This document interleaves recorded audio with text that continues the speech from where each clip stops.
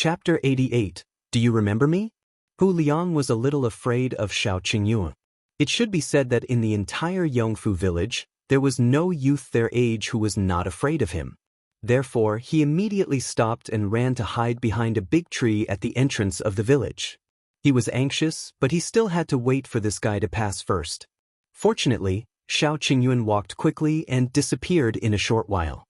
Hu Liang heaved a sigh of relief and rushed to the county city. However, there was Shao Qingyuan in front of him. He did not walk as fast as before. Shao Qingyuan did not notice him. He was also anxious. This morning, he woke up and went straight into the mountains. In order to confirm what he had said last night, he specially went to catch 2 pheasants. One was for the Gu family, and the other was for food. He asked Gu Yundong to help make a good meal. Unexpectedly, when he went down the mountain, he heard everyone in the village discussing the girl and the Peng family. He couldn't hear clearly, so he rushed home. When he ran next door, he saw Gu Yunshu comforting Madame Dong, who was running around in circles, not knowing what to do. Gu Yundong had a mysterious confidence in Gu Yundong. If his eldest sister said that nothing would happen, he would believe her. Then he would obediently guard his mother and younger sister. On the other hand, when Feng Danning came to look for Gu Yundong, she was standing not far behind. The cause and effect could not be clear. When she saw Shao Qingyuan coming over, he did not care that Shao Qingyuan and Gu Yundong were not familiar with each other. She subconsciously asked for his opinion. Only then did Shao Qingyuan know what had happened. He handed the 2 pheasants to Madame Dong and left in a hurry. Now, his mind was racing. He was thinking about how he could get back what belonged to Gu Yundong at the smallest price and teach Peng Zhongfei a lesson. He had never thought of letting Gu Yundong bear with this matter. Shao Qingyuan was not such a person. Therefore, he did not notice that Hu Liang was hiding behind the tree behind him. Shao Qingyuan walked faster and faster. In the end, he ran. However, after running for a short distance, a carriage came. Shao Qingyuan looked straight ahead and walked past it. However, the curtain of the carriage was lifted, and a lazy head popped out. The moment he saw Shao Qingyuan, the head immediately perked up. He hurriedly said to the coachman in front, "Stop, stop, stop." "Hey!" The carriage stopped dangerously. The person in the carriage poked half of his head out and called out to him, Hey, wait a minute. It's me. Do you remember me?" Shao Qingyuan turned a deaf ear. The person in the carriage quickly instructed the driver, "Turn around and chase after him." The carriage made a turn and ran quickly. Soon, it was parallel to Shao Qingyuan. Shao Qingyuan frowned and looked at him. He looked a little familiar. Oh, it was the young master of the Liu family, Liu Wei. This person had even rebuked Gu Yundong at Madame Fang's door yesterday, saying that it was impossible for the county magistrate to know her. Yes, his brain was flooded with water. There was no need to pay attention to him. Shao Qingyuan turned around and was about to leave. However, just as he lifted his foot, his eyes narrowed. His carriage, Liu Wei leaned out even more. If not for the servant holding him in the carriage, he would have fallen out. "Your name is Shao Qingyuan, right? Do you still remember me? One specially came to Yongfu village to look for you." Shao Qingyuan suddenly turned around and jumped into the carriage. Liu Wei was stunned for a moment before he smiled. "That's right. It's easier to talk when you're in the carriage. I was so tired just now." Chapter 89. Bring me, Shao Qingyuan said to the coachman, "to the county city." "Why are you going to the county city?" "To your Yongfu village. I came to look for you because I wanted you to bring me into the mountains to hunt. They'll give you 100 taels of silver. How about you bring me to hunt a roe deer?" Liu Wei was in high spirits and wanted to ask the coachman to turn around. However, Shao Qingyuan looked at him steadily and repeated, "To the county city." He had to listen to him if he had a favor to ask. Otherwise, he would kick him down and snatch the carriage. Liu Wei shivered under his gaze and laughed dryly. "I'll listen to you. One can see that you have something urgent to do in the county city. I'm a helpful person, so I'll send you there. But let's agree that when you're done, you'll bring me to hunt roe deer. I came to your village yesterday. I wanted to look for you, but I had something to do and returned home." Liu Wei knew Shao Qingyuan because he had bought Shao Qingyuan's wild boar last time. This person was generous and gave him 50 taels of silver. The wild boar was a big fellow. At that time, Lu Wei admired Shao Qingyuan very much. However, after he received the silver, he left when he was not paying attention. He did not even have the time to ask for the guy's address and name. This time, he wanted to catch a roe deer and give it to someone. It was very useful. At that time, he immediately thought of Shao Qingyuan, but there was no way to contact him. Just as he was wondering if he should get another hunter to bring him into the mountain, he bumped into Qingyuan. Madame Fang and Qingyuan went to her nephew's wedding banquet. His nephew's wife happened to be Lu Wei's mother's second-class maidservant. She had been released when she was old and had taken a fancy to the nephew. The day after the maidservant got married, she came to the Lu family to kowtow to his mother. It could be considered a closure for the master and servant relationship. Perhaps it was also to tell the Fang family that she had been doted on and had a backer in the main family. She was not a daughter-in-law who could be bullied casually. At that time, Qingyuan wanted to come along and say that she wanted to see the world. She kept praising her.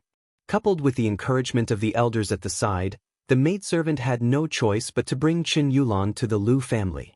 Lu Wei was talking to his mother at that time and happened to be talking about the wild boar he had bought 2 days ago. Qingyuan heard that it was a wild boar. She remembered that before she went to her grandmother's house with her mother, she heard that the wolf cub in the village had caught a wild boar and was sending it to the county city for selling. Unfortunately, she and her mother were in a hurry and did not have the time to look. Now that he heard Lu Wei's words, wasn't Shao Qingyuan the one who matched the time, appearance, and age? Qingyuan was extremely excited at that time. She found an opportunity to tell Lu Wei shyly that the hunter was from her village. When Lu Wei heard this, he immediately asked her to lead the way to her village to find Shao Qingyuan. That was why Gu Yundong had seen Lu Wei and Madame Fang standing together. However, just after Lu Wei arrived at Yongfu village and watched a show yesterday, before he could find Shao Qingyuan, a servant came looking for him. He said that there was an urgent matter at home and asked him to hurry back. Lu Wei could only regretfully say that he would come another day. Unexpectedly, he met Shao Qingyuan on the way. That was great. This way, he would have a roe deer. Lu Wei felt that Shao Qingyuan was capable. He knew that Shao Qingyuan had sold more than one wild boar. When Lu Wei thought about this, he felt quite happy. Even the heavens were helping him. He confirmed again, "When you're done with the matters in the county, you can bring me into the mountains, right? I have to go personally. You will bring me, right?" Shao Qingyuan frowned. This person was too annoying. However, he suddenly thought of something. He turned his head and asked him, "Do you know Peng Zhongfei?" Chapter 90, Poison My Lisu. Lu Wei was stunned. Peng Zhongfei? Of course he knew him. He patted Shao Qingyuan's shoulder and laughed. "Yes, we know each other. We even drank together 2 days ago." They had even visited a brothel after that, but he could not say that. "All right, bring me into the Peng house." The smile on Lu Wei's face instantly froze. He removed his hand from his shoulder and asked dryly, "You went to the county city just for the Peng family? Do you have a feud with that Peng Zhongfei?" "No." Lu Wei heaved a sigh of relief. "Then why are you going to the Peng family?" "If you bring me in, not only will I bring you into the mountains to hunt roe deer, but I'll also bring a tiger," Shao Qingyuan said. He paused for a moment and added, "Don't worry, I won't kill anyone or set fire. I won't implicate you." Lu Wei's eyes lit up when he heard about the tiger. He was very tempted. Besides, his relationship with Peng Zhongfei was only average. Everyone had bad friends. Moreover, he was only bringing this guy in. If something really happened, he could just deny it. The Peng family really didn't dare to do anything to him. The Lu family was just keeping a low profile. It wasn't like they didn't have a backer. The commoners didn't know, but how could he not know? The Peng family's official in the capital was only a 5th-grade official. In the capital, he had to tuck his tail between his legs. Moreover, with the roe deer and the tiger, he might have another backer after giving them away. Lu Wei thought for a while and nodded. "Okay." His servant quickly pulled him. "Young master, if something happens later, do you want to be beaten to death by the old master?" The old master said not to cause trouble during this period of time. Lu Wei glared at him and looked at Shao Qingyuan with a smile. Then it's settled. You have to bring me along when you beat the tiger. The servant's face turned pale. Young master, you've been a little arrogant recently. Shao Qingyuan only nodded. He did not say anything else. In any case, he would let this guy stay on the tree when they entered the mountain, so that he wouldn't get in the way. Lu Wei happily instructed the coachman to speed up. He saw that Shao Qingyuan seemed to be in a hurry. Shao Qingyuan did not speak along the way. He ignored Lu Wei's desire to talk and lifted the curtain to look at the road ahead. He had thought that Gu Yundong and Feng Danning were slow because they were walking, and that he would be able to catch up in the carriage. Unexpectedly, they did not see the two of them even when they reached the entrance of the county. Shao Qingyuan frowned. Could it be that they had already gone to the Peng family? He quickly asked Lu Wei to bring him in. Gu Yundong did not go to the Peng family. Since Shao Qingyuan could find a carriage, she would not let herself suffer. On the way, she encountered a mule cart. After saying a few words, she got someone to take them all the way to the county, the Chang family. Feng Danning knocked on the door. Chang Fu's wife, Madame Wang, opened the door. When she saw them, she immediately wanted to close the door, but Gu Yundong pushed it open. Madame Wang was about to shout when Gu Yundong sneered and raised his voice. Where's that thief Chang Fu? Madame Wang felt guilty and subconsciously rushed out to take a look. As expected, she saw someone sticking his head out from next door. She immediately closed the door without a word and came back to her senses. Who are you? Why are you shouting at my house? Gu Yundong ignored her and went straight in. She saw Chang Fu happily drinking wine and eating some side dishes. Yesterday, young Master Peng had rewarded him with 20 taels of silver. Gu Yundong pulled her up. Chang Fu frowned and glared at her. What are you doing? Where did this wild girl come from? Before he could finish speaking, Gu Yundong threw something into his mouth and closed it forcefully. Swallow it. Chang Fu swallowed it and widened his eyes. What did you feed me? My Lisu. Chapter 91. Drag into the room. What? What's my Lisu? Chang Fu had a very bad feeling. It was just a kind of snack. Gu Yundong smiled slightly. Oh, it's a kind of poison. If you don't take the antidote in about 4 hours, your entire body will spasm. Your face will twitch, your eyes will be crooked, your mouth will be slanted, and all your hair will fall off. Then you will die laughing. When Madame Wang heard this, her face immediately turned pale. She pounced on her and wanted to hit her, but she was stopped by Feng Danning.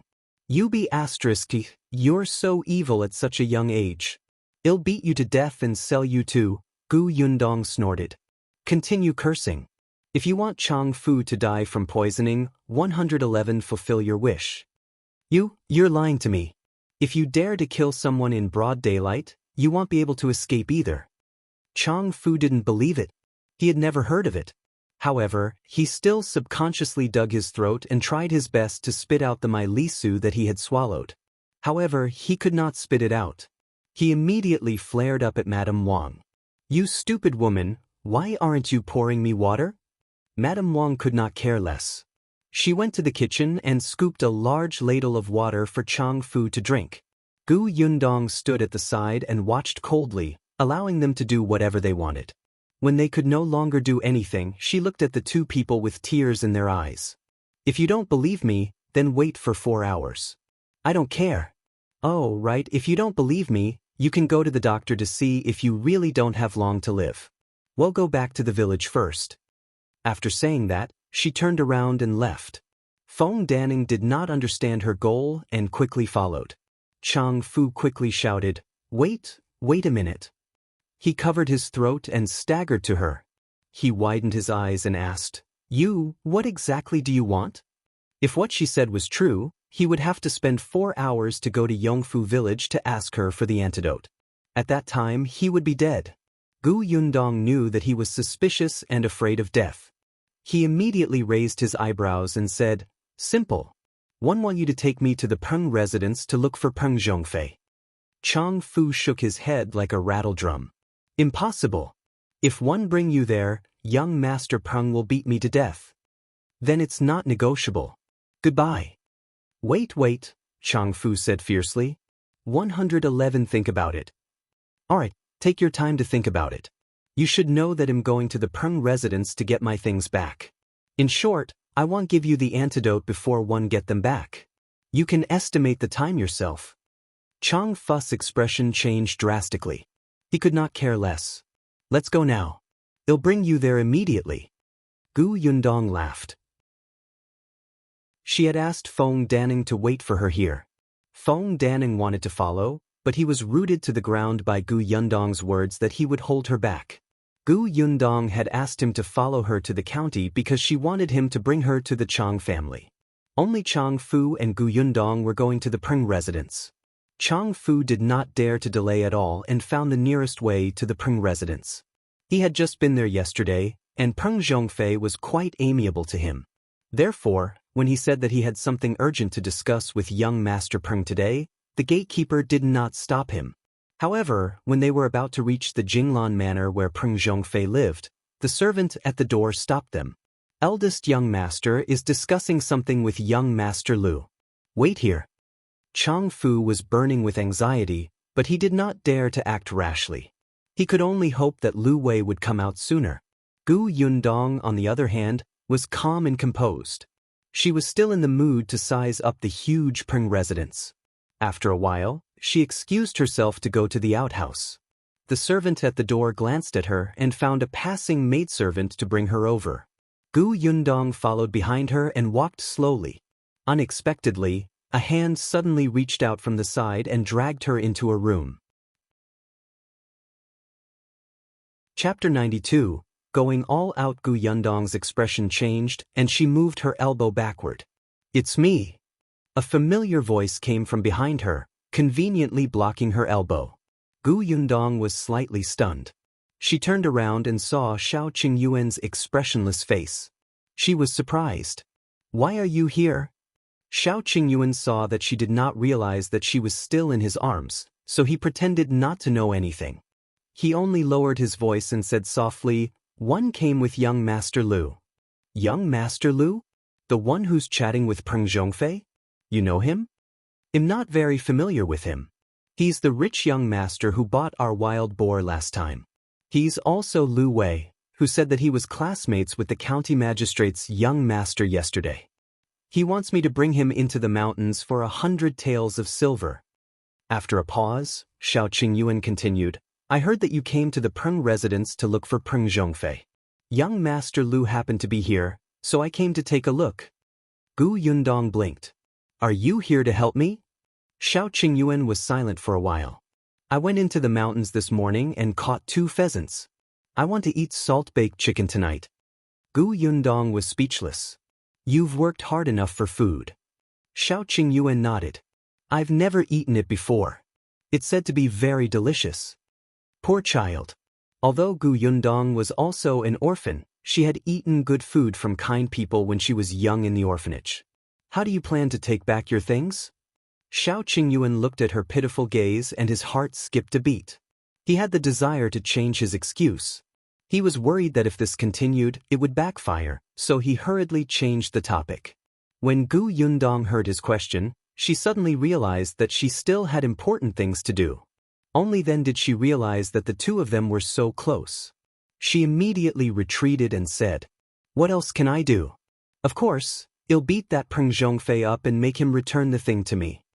Shao Qingyuan, Gu Yundong saw that he wanted to say something but did not know where to start. She was amused. You really believe me? I'm not a fool. Besides, her main goal was not to get the blueprints back. Without these two, she could draw a better one. However, once the house was built, Peng Zhongfei could still find someone to smash it. Hitting someone was a bad idea. Let's be serious. Do me a favor. Not only will I make salt-baked chicken for you tonight, but I'll also cook spicy chicken for you. How about that? Gu Yundong had a seductive look on her face. Shao Qingyuan felt that these words sounded a little familiar. After thinking for a moment, he remembered that he had seduced Lu Wei like this before. How is it? Are you going to help me? Don't worry, it's just a small favor. Gu Yundong used his fingers to create a small distance between them. Shao Qingyuan's voice became exceptionally low. Okay. He would do anything to help. Gu Yundong smiled and lowered her head to tell him his plan. When one go out later and see Peng Zhongfei, do this. Do you understand? Okay. Gu Yundong patted his shoulder. Be careful.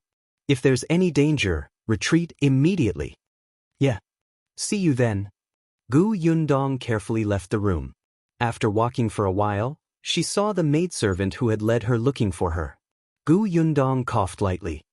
The maidservant suddenly turned her head and scolded her. What's wrong with you? Who asked you to walk around? Do you know what this place is? Can you bear the responsibility if you offend Madam and Miss? Chapter 93. I'll save your life. You walked too fast and left me behind. Do you think you're in the right? Gu Yundong glanced at her. This servant girl seemed to have a sense of superiority. When she saw that Gu Yundong was wearing ordinary clothes and was not a decent person on the surface, she distanced herself from her in disdain. There was at least a 10-meter gap. You. The maid pointed at her angrily. Sure enough, you came from a poor place. You don't know the rules. Gu Yundong turned around and left. The maidservant was even more furious and ran up hurriedly. Where are you going? Jinglan Manor. She had only come out to understand the structure of the Peng residence and make some small moves. There was no need for that now. This time, she walked quickly, leaving the exasperated maid far behind. When Gu Yundong arrived outside the courtyard, Chang Fu was anxiously waiting for her to return. You're finally here. Young Master Peng asked us to go in. Quick, follow me. He was anxious for Gu Yundong to quickly take back the blueprints and give him the antidote. Young Master Liu has left? Chang Fu shook his head. No. Gu Yundong nodded and followed the servant in front. The Jinglan Manor was a little big. It seemed that this young master of the main branch had quite a status in the Peng family. When Gu Yundong entered, Peng Zhongfei and Lu Wei were commenting on a painting. It seemed like there was nothing important. Were all these young masters so free? Especially since this painting was a portrait of beauty, even though it was very abstract. The servant walked to Peng Zhongfei's side and whispered, Young master, Chang Fu is here. Peng Zhongfei raised his head and seemed a little dissatisfied. He waved at Chang Fu and said, What's the matter? Why are you in such a hurry? Don't you know that one have something to tell young Master Liu? Chang Fu felt bitter. He didn't want to, but this girl surnamed Gu was too ruthless. He could only smile and flatter, Young Master Peng, it's my fault. I'll apologize to you first. Alright, hurry up and say it. Get lost when you're done. Peng Zhongfei waved his hand impatiently, but his gaze towards Chang Fu was filled with warning. It was best not to speak nonsense in front of Lu Wei. It was also Lu Wei who had insisted on letting Chang Fu in just now. Otherwise, he would not have bothered with him.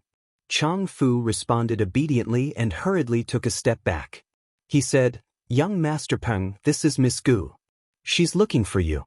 You? Peng Zhongfei glared at him. This kid actually dared to take the initiative to bring an outsider in to see him. Gu Yundong immediately stepped forward and cupped his hands slightly. He lowered his head and said, Young Master Peng, the situation is urgent. I asked Chang Fu to bring me here. Where did you come from? Hurry up and get lost.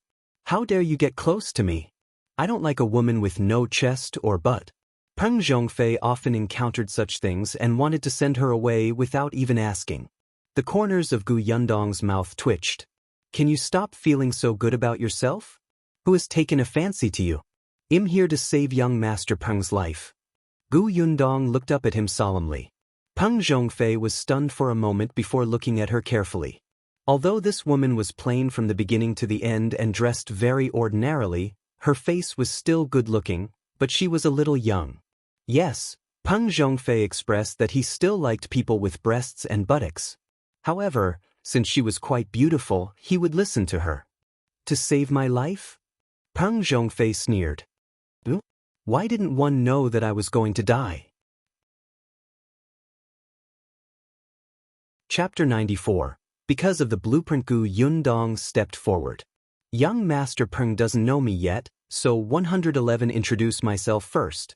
My name is Gu Yundong, and am the owner of the 3 drawings that young Master Peng obtained yesterday. Peng Zhongfei's expression suddenly changed and he suddenly sat up straight. Get out. What 3 blueprints? Those blueprints belong to our Peng family. Not only did you steal them without permission, but you also want to call me a thief.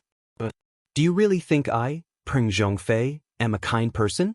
Someone, drag her out and break her hand. The servant outside the door immediately ran in and pulled her back. Chang Fu was extremely anxious. On one hand, he was afraid that Peng Zhongfei would blame him. On the other hand, he was afraid that Gu Yundong would die and he would not have the antidote. However, Gu Yundong was not anxious at all. When the servant came over, she would hide. As she hid, she shouted anxiously, "Young Master Peng, you can break my hand, but one still have to tell you that there's something strange about those 3 blueprints. If you die later, it won't be my fault." Strange? Peng Zhongfei was stunned. Lu Wei, who was beside him, also said, "Brother Peng, I think she's serious. Why don't we hear what's strange about it? If what she said is true, then you..." Peng Zhongfei tightened his grip and waved his hand to stop the servant. Then he glared at Gu Yundong with a dark expression. "Alright, they'll give you a chance.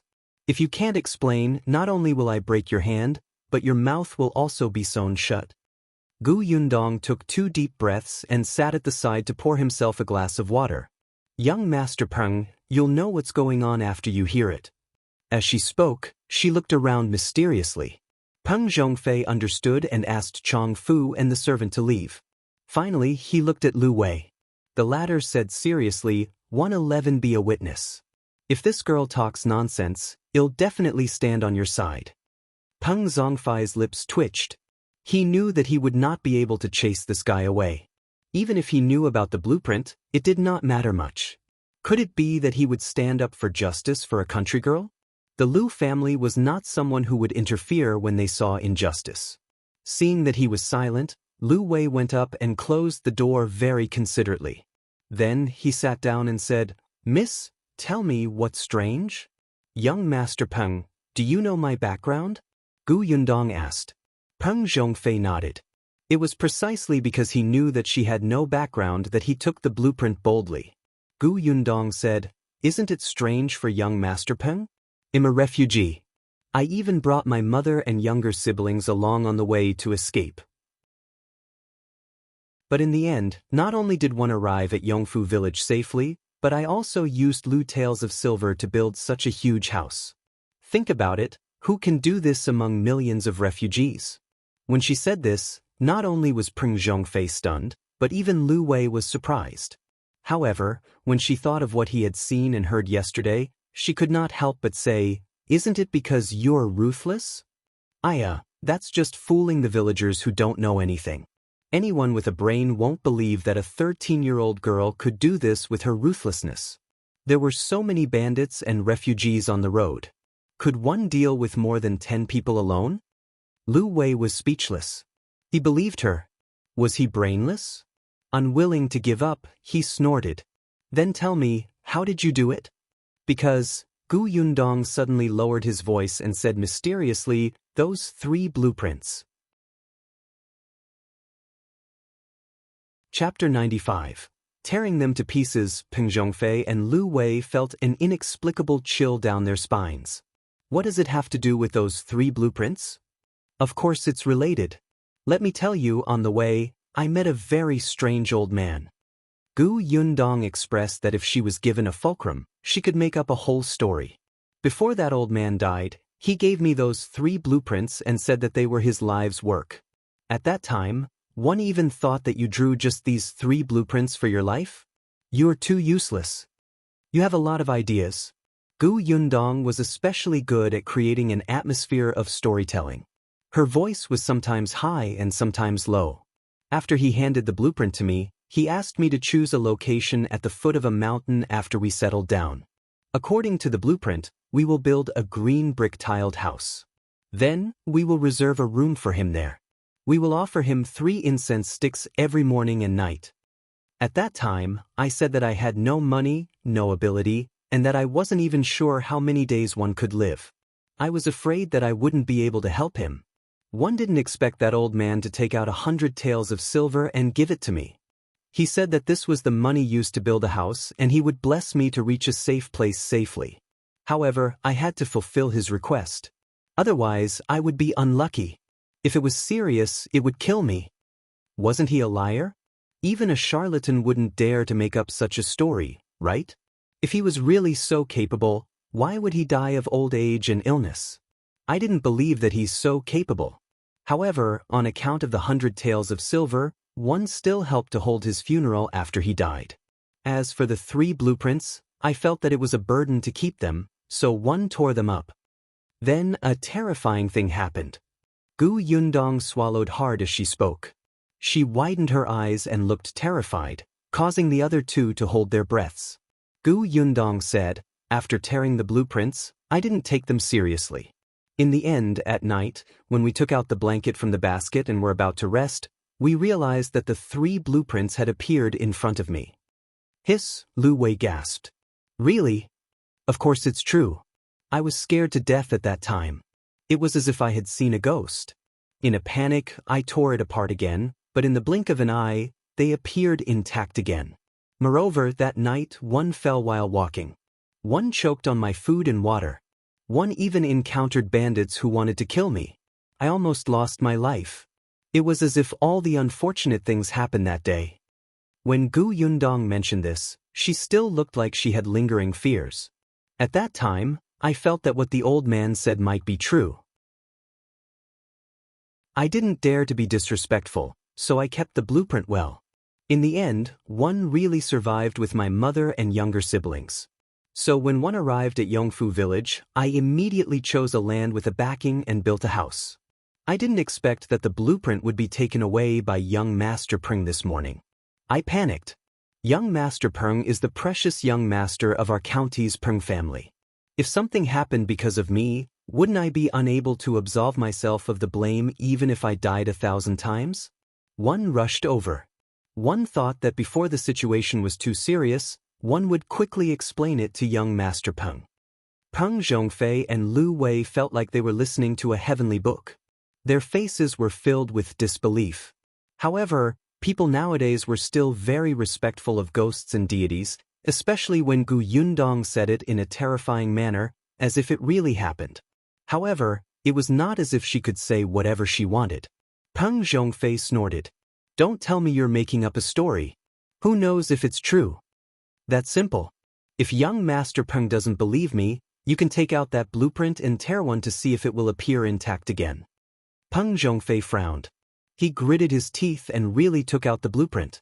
Then, in front of Lu Wei and Gu Yundong, he tore it into pieces, the kind that could not even be pieced together. Gu Yundong lowered his head and smiled. Chapter 96. It really appeared the fragments fell to the ground. Peng Zhongfei and Lu Wei narrowed their eyes and stared at the ground. Their expressions were especially solemn, as if they wanted to watch helplessly as the fragments reassembled into a blueprint in front of them. However, there was no movement for a long time. Peng Zhongfei sneered. "As expected, you're lying. Have you thought about whether to break your hand or sew your mouth?" Gu Yundong frowned. "That's impossible. Let me take a look." As she spoke, she walked towards the 2 of them. When she walked behind Peng Zhongfei, she gently touched his back. That action was instantaneous. Not to mention Lu Wei, even Peng Zhongfei himself did not notice it at all. Gu Yundong looked at the fragments of the blueprint on the ground. When she met Peng Zhongfei's gloomy expression, she suddenly shivered. She seemed to have thought of something and clapped her hands. "Oh, right, I remember now. After one tore the blueprint appeared elsewhere. Why don't we look in the room?" Peng Zhongfei suddenly turned around and stretched out his hand, almost hitting her eyes. "You still want to stall for time and play tricks, right?" Before he could finish speaking, Lu Wei, who was standing beside him, suddenly took a big step back and knocked over 2 round stools by his feet, making a dull sound. Peng Zhongfei frowned and turned to look at him. He saw Lu Wei staring at his back in shock. "The blueprint has indeed appeared." "Where?" Peng Zhongfei panicked for a moment, but he still forced himself to calm down. Lu Wei pointed at him. "On your back." This was too strange. Lu Wei wiped his eyes forcefully, looking like he couldn't believe it. Impossible. Peng Zhongfei shook his head. His hand subconsciously reached back, but he stopped halfway. He swallowed his saliva and asked, "Is it really on my back?" Lu Wei nodded desperately. Peng Zhongfei instantly felt cold sweat on his body. After a pause, he closed his eyes and suddenly pulled the blueprint off his back. As soon as he saw the contents of the blueprint, Peng Zhongfei widened his eyes and sucked in a cold breath. He threw the blueprint away. Gu Yundong was quick-witted. Before the blueprint fell to the ground, she hurriedly grabbed it and exhaled softly.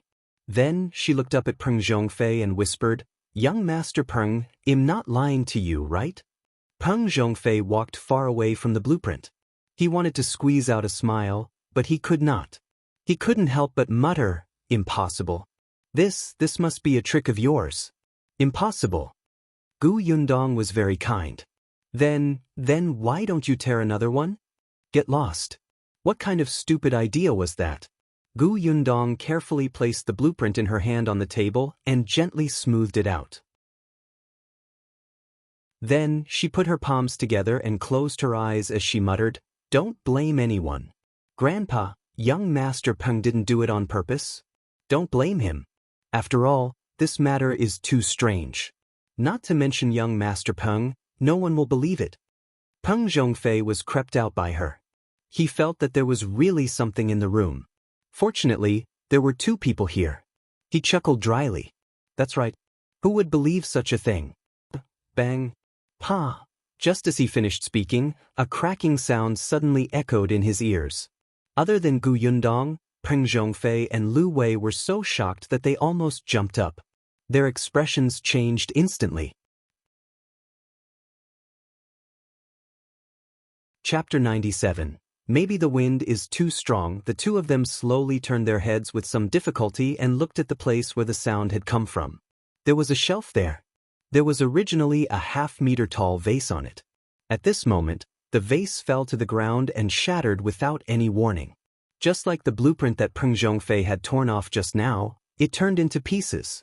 Peng Zhongfei swallowed his saliva and did not dare to go forward. On the other hand, Gu Yundong walked to the vase in a few steps. She glanced at the broken vase, the flowers on the ground, and the water. She looked up at the two of them and said, "Actually, perhaps the wind was a little strong just now. The vase was blown over, so it shattered. It might not be related to the blueprint." Their gazes immediately shifted to her, and their expressions said, "Even if you want to find an excuse, you have to find something decent, okay?" Not to mention that the door of this room was closed and there was no wind at all. Even if there was, could it blow down such a heavy vase? There was still water inside. It was not low in weight at all, okay? Gu Yundong laughed dryly. Then what should we do now? Lu Wei looked at Peng Zhongfei, whose face was pale. If the blueprint had suddenly appeared behind him, it might have been the girl who did it with some unknown method, but this vase had coincidentally shattered completely. It was too strange. The three of them stood far away. There was no wind, and the ground did not shake, unless there was a ghost. Lu Wei couldn't help but shiver. He regretted staying behind to watch the drama. Would the old man think that he was in cahoots with Peng Zhongfei? In all honesty, he was a good person. Thinking of this, Lu Wei could not help but take a small step back. Peng Zhongfei was flustered and did not notice his small actions. His footsteps were a little slow and trembling as he moved towards the vase. Gu Yundong turned his body slightly to make way for him. At the same time, she pulled out a crossbow from under the cabinet and stored it in her space. Just now, she took advantage of the fact that the two of them were not paying attention and aimed the crossbow at the vase. The angle happened to be at the foot of the cabinet, which was not easy to see. The moment the vase shattered, she came over to block their vision. Perfect. I'll scare you to death. Peng Zhongfei did not reach the broken vase. He stopped 2 steps away. He swallowed hard and looked at Gu Yundong. He said, "Take the blueprint back. Take it back quickly. Don't appear in front of me again." Gu Yundong stood up. "Don't worry, young Master Peng. Before she could finish speaking, a faint and ancient voice suddenly sounded in the room. "Kid, you're so bold." If I don't punish you, do you really think I'm easy to bully? All? Lu Wei was shocked and turned to look at the source of the sound. No one, not a single person, had said such a thing out of the blue. Peng Zhongfei's lips were pale as he looked at Gu Yundong. Gu Yundong looked also puzzled. She pretended to be very angry and ran to the place where the sound came from. Who's playing tricks here? Come out. She lifted the curtain over there and put the recording pen that she had placed in the curtain into her spatial storage. That was a line from a television drama. After separating from Shao Qingyuan, she had found a place to secretly record it. There's no one. Gu Yundong turned her head and her voice was trembling. She looked at Peng Zhongfei as if she was about to cry. I've never encountered such a situation before. I was just a little unlucky. There was no need to be so scary. I'm so afraid. Chapter 98. 200 Tales of Sincerity. Liu Wei expressed that he was also very afraid. Could he leave now? Just as he was thinking this, hurried footsteps came from outside, followed by Peng Zhongfei's voice. Young master, bad news. Aunt Cui lost her footing and fell into the water. What? Peng Zhongfei quickly opened the door. How is she? She was saved, but she was quite shocked. That's good. Peng Zhongfei heaved a sigh of relief. The voice that had appeared out of nowhere echoed in his mind. Punishment. Oh yes, it must be punishment. He hurriedly turned his head and looked at the blueprint that Gu Yundong had placed on the table. He trembled and apologized sincerely. Great Immortal, it's my fault. One was wrong. I'll apologize to you. One deserved to die. I'm a bastard. I'm not a good person. I won't have a good ending for doing bad things. As he spoke, he slapped himself hard twice. Great Immortal, one promised that one won't be greedy for the blueprints in the future and won't destroy them. Moreover, this really isn't my fault. It's all because of him. He gave it to me. 111 deal with him later. With that, he looked at Gu Yundong. Is this okay? I don't know either. In the past, one was unlucky when I tore up the blueprint. You even planned to let someone smash the house after it was built. The situation seems to be more serious than mine. One don't know if he will accept your apology, Gu Yundong said awkwardly. Just as she finished speaking, the servant outside the door said in a panic, Young master, Black Wolf. Black Wolf suddenly foamed at the mouth and fell to the ground. The Black Wolf was a wolfhound raised by Peng Zhongfei. It usually ate raw meat and drank hot blood. It was raised very ferociously. Not to mention the people outside, even many servants in the Peng residence were bitten until they bled. However, Peng Zhongfei liked it very much. He felt that this dog had a wolf's nature. He often trained it to bite living creatures, including humans. Now, this dog died an inexplicable death. No, how could it be inexplicable? Peng Zhongfei knelt on the ground this time. He was so frightened that his voice trembled. Great Immortal, please spare me. I was blind to not recognize you. One was wrong. Give me a chance. 111 offer you 3 incense sticks in the morning and night. 111 buy you the best tribute. How about this? I'll pay for your house. Please spare me this time. Gu Yundong's eyes flickered. He was finally getting to the point. Young Master Peng, don't be like this. Actually, Grandpa is not a bad person. As long as you sincerely repent, he will definitely forgive you. Gu Yundong said, Actually, there's no need to pay any money to build a house. Grandpa has already given me the money. That won't do, that won't do. One have to give it. How about this? You can keep the Lu taels of silver that the Great Immortal gave you to buy something else for the Great Immortal. Don't you still need to offer 3 incense sticks in the morning and night? Buy the best incense. The Great Immortal's house is very important. You have to build it well. Lu taels of silver is not enough. 200 taels of silver, 111 give you 200 taels of silver. Gu Yundong was in a difficult position. Is this really good? Then I'm taking advantage of you, young Master Peng. What do you mean by taking advantage? You're just putting in a lot of effort for the Great Immortal. They'll pay and you'll help. I'm very sincere. Lu Wei hurriedly said, I'm also sincere. I'll pay 50 taels. He hoped that the great immortal would not treat him and Peng Zhongfei as allies and let him suffer. Gu Yundong's mouth twitched. These rich young masters were really prodigals. Chapter 99. Perfect resolution. After Peng Zhongfei said that he would pay, he waited for another half an hour. When there was no more bad news outside, he slowly heaved a sigh of relief. It seems that the great immortal has agreed, right? He looked at Gu Yundong and asked for confirmation in a low voice. Gu Yundong thought about it and nodded uncertainly. Probably? As soon as she finished speaking, another voice sounded in the room. This time, it was different from the previous time. It was a voice that was difficult to tell if it was male or female. At least you know what's good for you. In the future, you're not allowed to cause trouble for the Gu family. You're not allowed to say a word about what happened today. Yes, yes, yes. Peng Zhongfei and Lu Wei nodded repeatedly. Gu Yundong took the opportunity when they were not paying attention to retract the recording pen. She had recorded this herself, using a voice changer app on her phone. After all, this sentence mentioned the Gu family, so she could not record it from the television drama.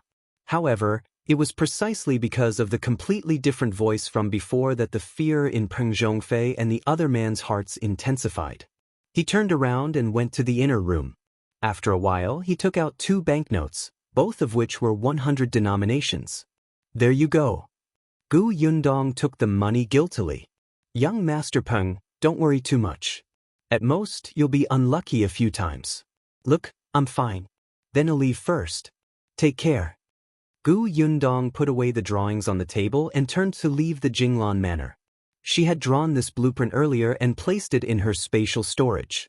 After she handed the first blueprint to Feng Danning, she would sometimes think of places that needed to be modified and added, so she drew a new one. She planned to give it to Feng Danning in 2 days. In fact, there were only some small details that were different. There were not many changes. However, Peng Zhongfei had not studied it carefully. How could he tell the difference between the torn blueprint and the new one? In any case, he was scared out of his wits. Gu Yundong laughed. As soon as he went out, Chang Fu welcomed him. Gu Yundong glanced at him. Let's go. After taking back the blueprint, she did not have to worry about Peng Zhongfei's revenge and even earned 200 taels of silver. Yes, perfect. No, everything would be fine after the last thing. Chang Fu saw that she was in a good mood and had the blueprint in her hand. She actually took it back. He wondered what she had done. As soon as the 2 of them left, Lu Wei also bade farewell. Peng Zhongfei was no longer in the mood to entertain him. He waved his hand and let him leave.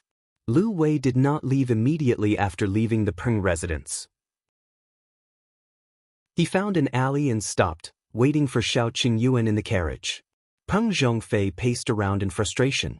Thinking of what had just happened, he still felt that something was in the room, so he went out to see his beloved dog.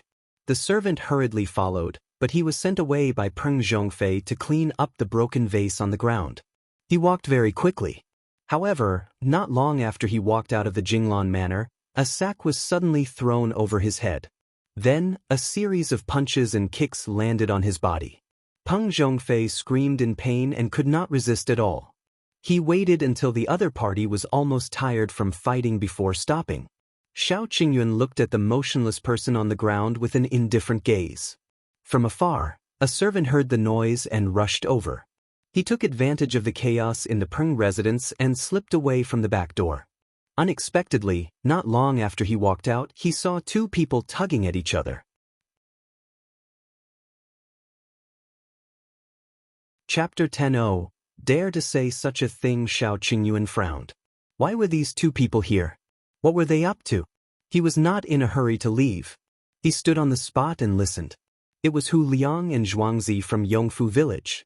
At this moment, the 2 of them lowered their voices and argued until their faces were red. They even fought. Hu Liang arrived at the county town a little late. After all, both Gu Yundong and Shao Qingyuan had taken a car over.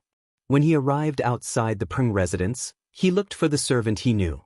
B0XO. However, that person was not around. The gatekeeper saw that he was sloppy and looked extremely ugly. He was unwilling to pay attention to him, so Hu Liang was blocked outside the residence. He was furious. Even if he was anxious, he could only wait outside.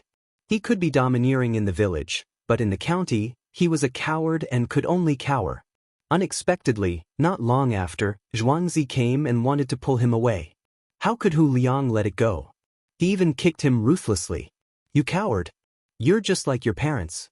Your parents were beaten up and scolded, but you didn't dare to fight back. You're the same. You're actually afraid of a 13-year-old brat. Don't say that you're my brother in the future. Get lost." Zhuangzi was furious when he heard that. He was recuperating at home today. Later, his parents came back and told him about the Peng family. He did not think much of it, but he felt that the girl from the Gu family would definitely not let the matter rest. Her temper was not like that. In the end, not long after, Goshen came to his house and told him about Hu Liang's plan to destroy the Gu family's new house. The moment Zhuangzi heard that, he panicked. Although they had a disagreement the day before, they had been brothers for many years. It was impossible for him to just watch him court death. Gu Yundong could not deal with the Peng family, but she was more than enough to deal with Hu Liang. Hadn't he suffered enough these few days? Therefore, he could not be bothered to rest at home. He rushed to the Gu family's homestead and did not see anyone. Later, someone said that he had gone in the direction of the county. Zhuangzi was furious and immediately rushed to the county city.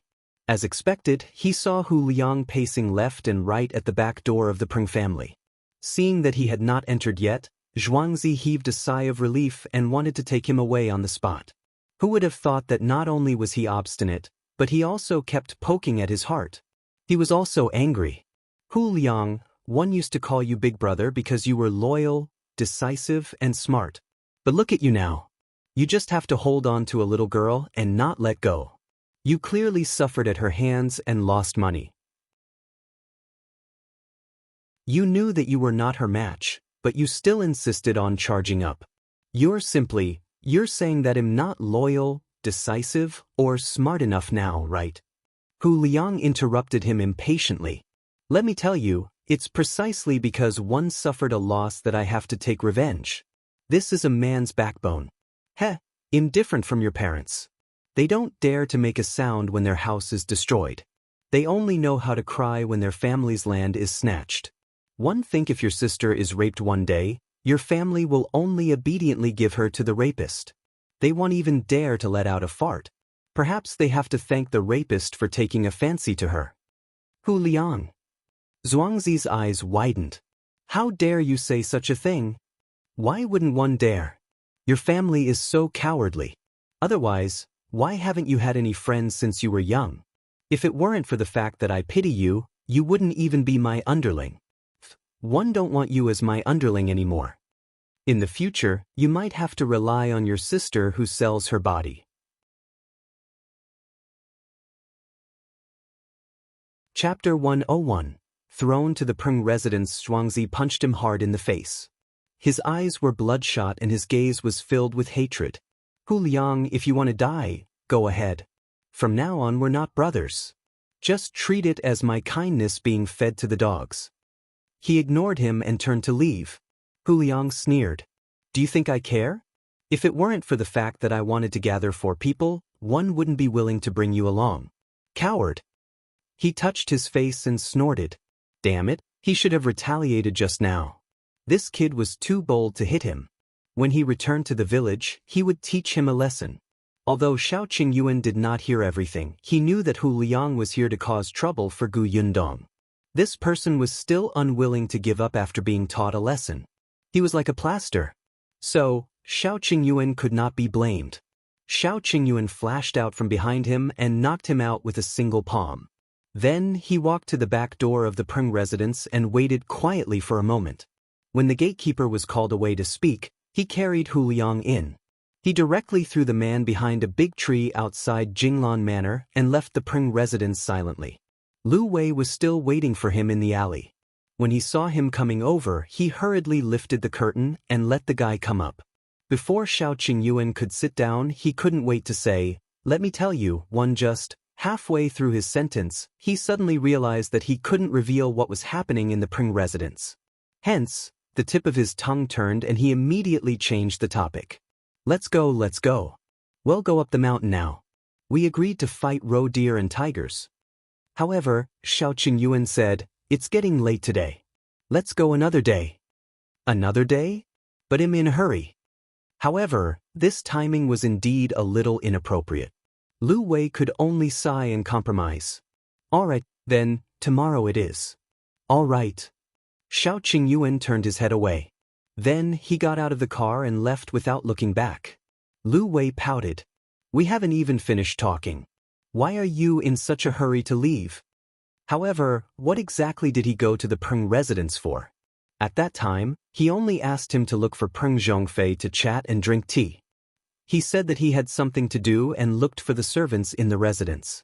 It was just that this matter took a long time. Shao Qingyuan quickly walked on the road to Yongfu village. He did not delay for long, but he still did not meet Gu Yundong, who had left earlier. At this moment, Gu Yundong had already followed Chang Fu back to the Chang family. Chang Fu pleaded, Look, you've brought back the blueprint. Can you give me the antidote now?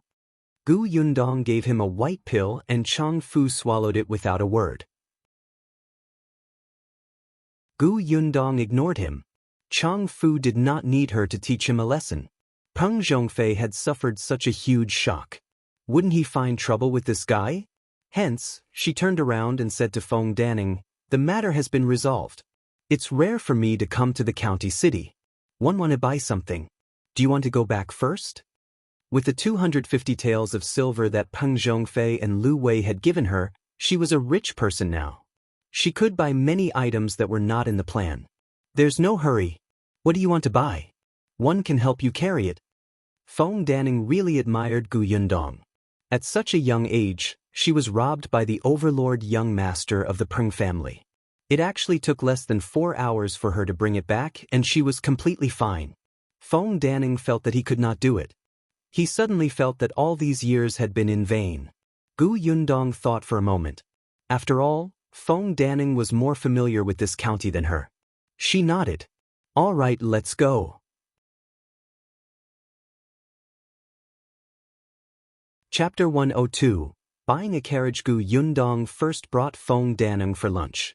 It was the best restaurant in the county, Yuexiang Restaurant. Feng Danning only knew that the food in this restaurant was good, but he had never been willing to come in to eat. He did not expect to take advantage of Yundong and taste the food at Yuexiang Restaurant. It was delicious, but it was too expensive and the portion was small. Just a palm-sized dish cost 30 copper coins. Feng Danning felt sorry for Gu Yundong's money. However, this girl was very generous. After eating, she asked Feng Danning to bring her to the market. She wanted to buy a carriage. You want to buy a carriage? Feng Danning was surprised. This Gu girl who had escaped from the wilderness was indeed more capable than he had imagined. He thought that it would be good enough if she could take out 100 taels of silver to build a house. He did not expect that she still had the money to buy a carriage. Gu Yundong nodded. It's convenient to buy a carriage. If we hadn't taken someone else's mule cart into the city today, we wouldn't know how much time we would have wasted. Moreover, my sister-in-law is still young. With a carriage, we can bring them to the city to play. Gu Yunshu and Gu Yunke rarely had the chance to go out and play. In the past, when they were in the Gu family, Gu Yunshu was probably the only one who had gone to town. Later, they were on the way to escape. This time, they went far, but they did not have the leisure to stop and take a good look. Now that she had settled down, she had money on hand and could send Yunshu to school. In the future, she would bring them out to play whenever there was a festival. If you want to buy horses, you have to go to the market on East Street, which specializes in selling livestock. It's just that it's already past noon. One don't know if there are any good horses. Gu Yundong nodded. Then let's go to the market in East Street to take a look. If we can't find anything good today, well, come back another day. Feng Danning laughed and led her to East Street. After noon, the market was not as lively. Feng Danning knew someone here. He was a smart kid who looked after the place. He directly brought them to the innermost part of the market. Uncle Feng, you're lucky today. Just now, the broker from the Wan family brokerage brought 3 or 4 horses over. I've seen them. They're better than the ones sold this morning. Feng Danning perked up. Really? Hurry up and bring us to take a look. The horses were indeed good horses, but they were also not cheap. Gu Yundong was not very good at checking horses, but Feng Danning had some experience. In addition, the kid beside him helped to bargain. In the end, he bought a strong brown-haired horse for 15 taels of silver. This horse was quite friendly to Gu Yundong, and she liked it. It was not old, so she decided that it was it. When the broker asked her if she wanted a carriage, she definitely did. However, there was no need for it to be too gorgeous. After all, she often went back and forth in the village. It was all dirt. In the end, Gu Yundong chose an ordinary-looking but sturdy carriage. She put on the horse rope and could leave. This carriage also cost 3 taels. Tsk, it was expensive. But now that she had a carriage and a house, Gu Yundong was very satisfied. After the carriage was bought, Gu Yundong wanted to go to South Street to buy something. It was prosperous there and was close to the city gate. Feng Danning was a little excited as he drove the carriage. Men loved vehicles, regardless of modern times or ancient times, even if this vehicle was not his. The two of them took the carriage to the East Street. Unexpectedly, when the carriage passed by the back road of the Peng residence, the door of the Peng residence opened and a person was thrown out heavily. If not for Feng Danning's sharp eyes and quick hands, the horse would have been shocked.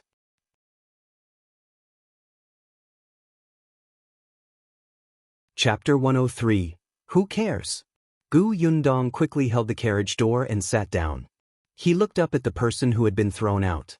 That person was in a sorry state.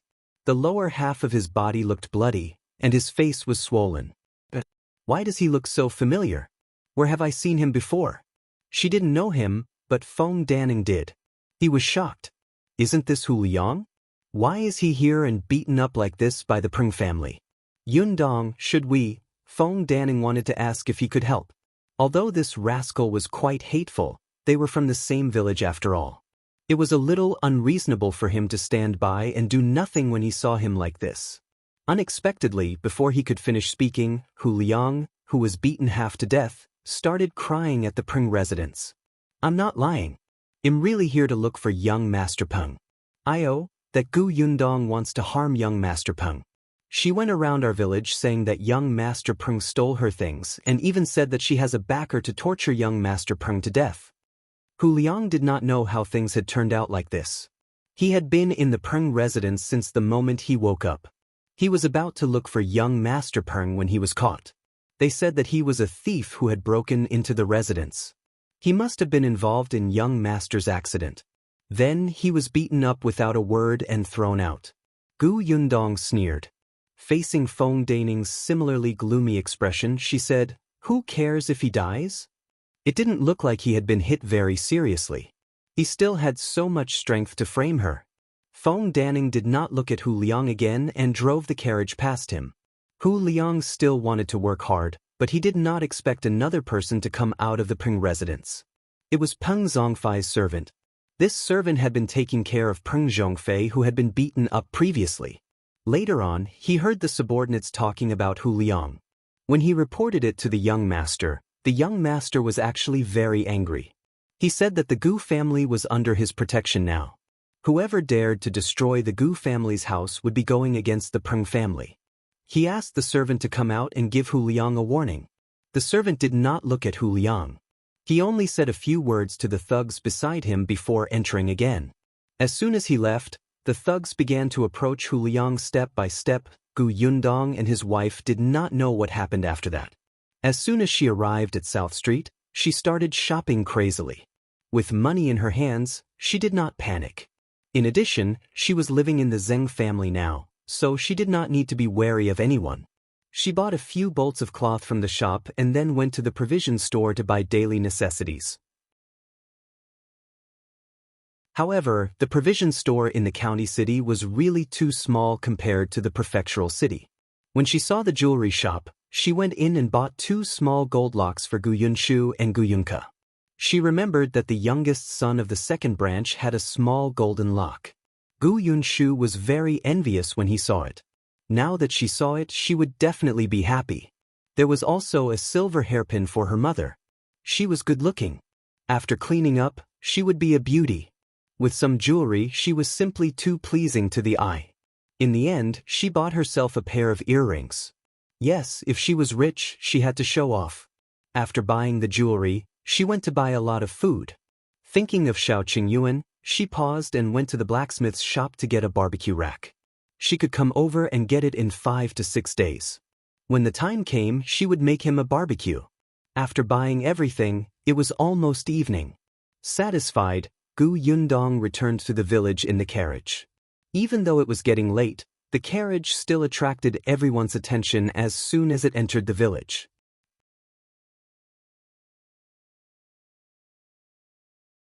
Chapter 104:1 Bought it. The driver was Feng Danning. Many people in the village knew that Feng Danning had followed Gu Yundong to the Peng residence this morning. It was all thanks to Qingyuan's publicity. Therefore, when they saw him, everyone could not help but surround him. They even asked him where this carriage came from. Was it from the Peng residence? Before Feng Danning could answer, he was interrupted by Qingyuan, who had rushed over to watch the show. What do you mean the Peng family gave it to him? What are you all thinking? Gu Yundong went to cause trouble for young Master Peng, but the Peng family still gave them a carriage? As he spoke, he even laughed loudly and said maliciously, I think she was beaten to death by the Peng family. Feng Danning hired a carriage to pull her back, right? Everyone took 2 steps back with a whoosh.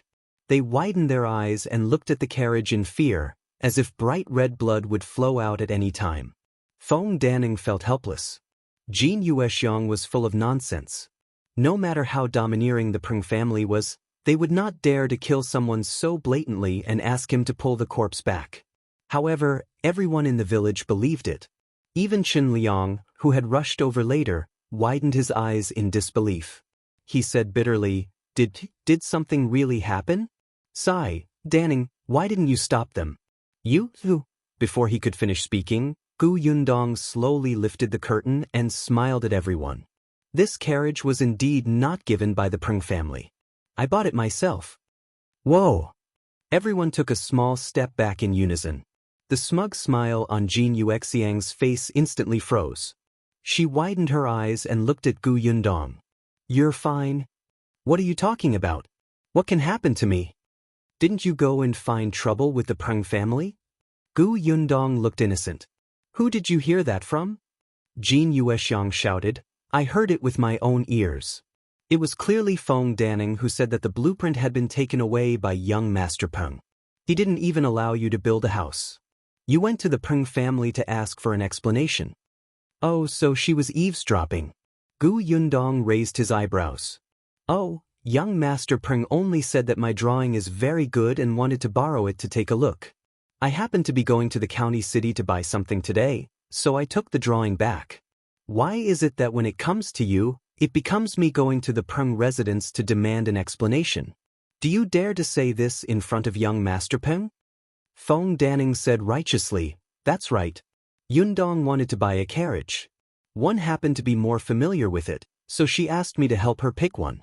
She could also go to the Peng residence to get the blueprints. Qingyuan, how can you distort the truth and spread rumors everywhere, making everyone panic? Qingyuan was dumbfounded. Did she hear wrongly? The others suddenly understood. So that was the case.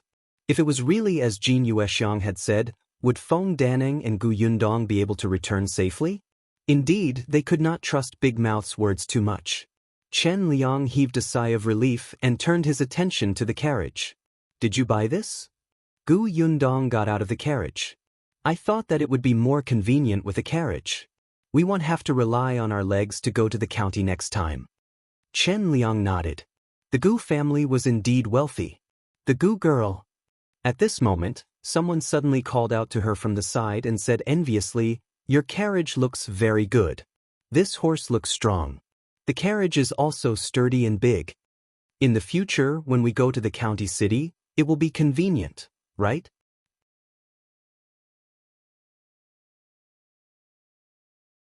Chapter 105. Gu Yundong looked at the man. He was a middle-aged man. She did not know him, but she did not like to hear him say such things in front of everyone. Hence, she smiled at that person and said, "It's my family's convenience. It has nothing to do with you." That person was stunned. This little girl really didn't know how to conduct herself. He raised his eyebrows. "But we're from the same village. If we need help, you're not even willing to lend your carriage?" "Yes, as long as you pay 20 copper coins per trip to the county." The price was clearly stated, lest everyone wanted to curry favor and take advantage of her. Did she look like someone who was easy to talk to? "You are too black-hearted. We're all from the same village and you're actually charging money?" That person immediately shouted, "Isn't that right, everyone? We'll only pay 3 copper coins each if we take the ox cart to the county." Gu Yundong said, "Oh, so you know that you have to pay for taking someone else's carriage. I thought you didn't know that even biological brothers have to settle accounts clearly. If you think it's too expensive, you can choose not to take it. I bought the carriage for myself, not for you." That person choked. Qin Liang, who was at the side, could not stand it anymore. "All right, one look and you can tell that this carriage is not cheap. There are so many people in the entire village. If everybody takes it, can you let her have some peace? The carriage is not for public use. One think the method of charging money is quite good. If you can afford it, you can take it. If you can't, you can take the ox cart. It's been like this for so many years." "But does the Gu family buy a carriage and your legs are broken?" Gu Yundong silently gave him a thumbs up. If she said it, it was like she was looking down on them. The village chief was the right person to say it. As expected, the people around who wanted to take advantage of him were a little flustered, especially the middle-aged man who had just spoken. He could only lower his head and mutter. At this moment, Gu Yunshu ran over with the Zheng siblings. Eldest sister, you're finally back." Gu Yundong looked down at his flushed face and reached out to rub his head. "Were you obedient at home?" "Yes, I was." As he spoke, he shifted his gaze to the carriage behind her. "Big sister, did you rent a carriage to come back?" Gu Yundong carried him to the shaft of the carriage. "No, this is our family's carriage. Eldest sister bought it today. If you want to go anywhere in the future, you can take this carriage." Gu Yunshu's eyes lit up and his face turned red. His entire body was trembling. "Really? Our carriage?" "Yes, eldest sister will bring you home. Sit properly." Gu Yundong wanted the Zheng siblings to go up too, but the two of them had already run forward. Gu Yundong had no choice but to greet the village chief. "It's getting late. My mother is still waiting for me at home, so 111 go home first." Go back. "It's been a long day." Chen Liang waved his hand and smiled. No matter what, their village finally had its first carriage. As the village chief, he was also proud. Feng Danning led the carriage inside. There were still many villagers following behind. Although they couldn't take it, they could watch. It was good to feast their eyes. Gu Yundong did not care. When she arrived at the Zheng residence, she carried Gu Yunshu down. The little fellow immediately ran in front of the horse. Feng Danning stopped him from approaching in case the horse was shocked. Gu Yundong reminded him before entering the house. Unexpectedly, as soon as she entered, she stumbled towards Gu Yunke. The little girl's eyes were red, as if she had just cried.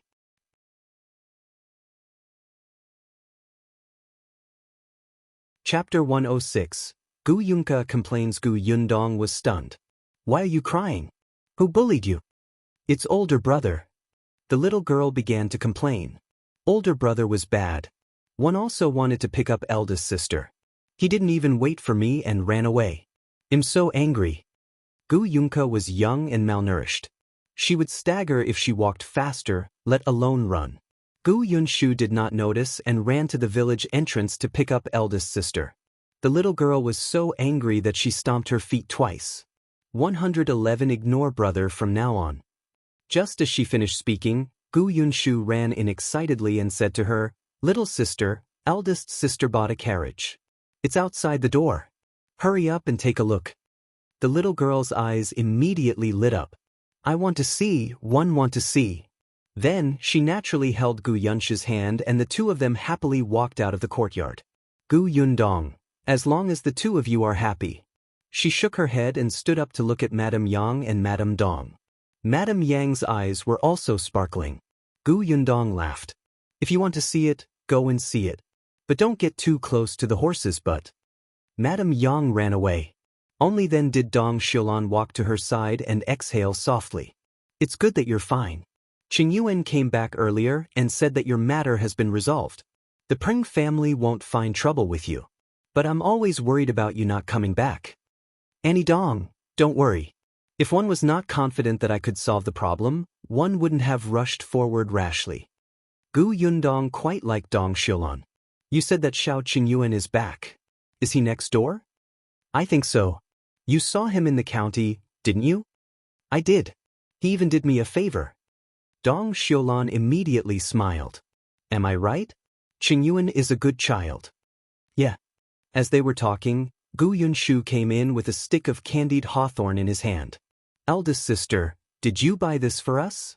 Just now, Uncle Feng said that there were many things to unload in the carriage, so he went to help carry them. He did not expect to see a few red sticks of candied hawthorn as soon as he got in. He was fine, but Gu Yunke had already licked off half of the candy. There should be a few more skewers in the carriage. Give one to Zheng Yu and the others each and leave 2 for Uncle Feng to take home. Gu Yunshu ran away again. When Gu Yundong went out, Feng Danning had already unloaded half of the things in the carriage. Beside him, there were people holding a stick of candied hawthorn in one hand and carrying small items on the ground with the other hand into the house. Gu Yundong rubbed her forehead and chased them to the side to eat. She and Madame Dong brought everything back. The Zheng family's courtyard was not big, but they had a pig shed previously. Although they did not raise pigs anymore, they could still let the horse live in it after tidying it up. Feng Danning had wanted Gu Yundong to leave the carriage at his house, but Gu Yundong saw that the children surrounded the carriage and were unwilling to leave, so he gave up. After Feng Danning left, Gu Yundong began to sort out the pile of things he had bought. She bought a lot of cloth. When she saw one of the navy blue cloths, she subconsciously felt that it was very suitable for Shao Qingyuan, so she bought it. Looking at this piece of cloth, she was a little stunned. It was not easy to give it away, right? Forget it, she would think about it later. Just as she was about to put it away, Dong Xiulan came in. Yundong, Qingyuan sent 2 pheasants over earlier. Are we going to cook them tonight? Her gaze landed on the cloth in her hand. This fabric looks good. Is it for Yunshu? Is the color too dark?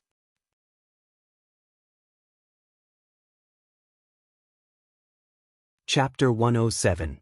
Buying field, studying, finding father, treating illness. Gu Yundong suddenly felt a little guilty. However, he quickly adjusted himself and said, It's not for Yunshu. It's for my father. When I bought the cloth, I counted the entire family. Only now do I remember that my father is not around. Dong Xiulan was afraid that she would be sad, so she quickly said, You'll definitely be reunited soon. You even bought so much cloth? If you trust my skills, I'll make a piece of clothes for each of you. That's good. Gu Yundong smiled. Auntie's embroidery skills are good, so it's definitely not a problem for you to make clothes. But I have to make it clear that you have to be paid. One can't take advantage of Auntie. How is this taking advantage? Look at how much good stuff our family has eaten from you since you came. You went to the county city and came back to buy candied hawthorn for Yuer and the others. I'm so grateful. It won't take much effort to make a few sets of clothes. It's settled. With that, Dong Xiulan left without waiting for her to reject. Gu Yundong laughed and shook her head. She did not insist. After tidying up herself, she went to the kitchen to cook the 2 pheasants. They had agreed to make a salt-baked chicken and a spicy chicken for Shao Qingyuan. Dong Xiulan had taken care of the 2 chickens, so Gu Yundong moved much faster. In addition to the 2 chickens, she also bought other vegetables in the county city. When they were done, she asked Gu Yunshu to send them to the neighboring house. After dinner, Gu Yundong sat on the chair and pondered. Now that the blueprints were back, the Peng family would not cause trouble for him. Apart from the money she had to build a house and buy a carriage, she still had about 230 taels of silver. To others, it might seem like a lot, but to Gu Yundong, it was not enough. Not to mention that she did not have a fixed asset like fertile land, she still had to send Gu Yunshu to school, find Gu Dajiang, and treat Madame Yang. These were all money-burning jobs where she could not save money even if she wanted to. She had to buy a few acres of fertile land. She could rent it out even if she didn't know how to grow it. Yunshu's school was not in a hurry. She heard from the village chief that the school in town had to accept students above the age of 6. Yunshu would only be 6 years old after the new year. She could just ask around first. As for Gu Dajiang, after the house was built, she wanted to personally make a trip to Qingyuan Prefecture. Back then, they had agreed to meet in Qingyuan Prefecture. If Gu Dajiang was still alive, he would definitely go. However, after the chaos in Qingyuan Prefecture, it was hard to say what would happen next. In this era, there was no mobile phone network. It was too difficult to find someone. Also, Madame Yang's illness was actually what Gu Yundong was most worried about at the moment. She was afraid that the blood clot in her brain would spread and aggravate her condition. She hoped that Dr. Song would come back soon. Knock knock. A soft knocking sound suddenly came from the window. Gu Yundong jumped up from the bed and immediately walked to the window. Who is it? Me. Shao Qingyuan? The corners of Gu Yundong's mouth twitched. Wait a moment. She came out of the house and saw the man's tall and handsome figure under the moonlight. Damn it, why did it feel like every time they met, it was in the middle of the night? It felt like they were dating in private. The salt-baked chicken and spicy chicken are very delicious. Thank you, Shao Qingyuan said. We agreed that since you helped me, I'll cook delicious food for you. Besides, we ate a lot of the wild animals you hunted. That's why I'm here. I want to ask you for a favor. Gu Yundong was stunned. What favor? Shao Qingyuan bent down and handed over a cloth bag by his feet.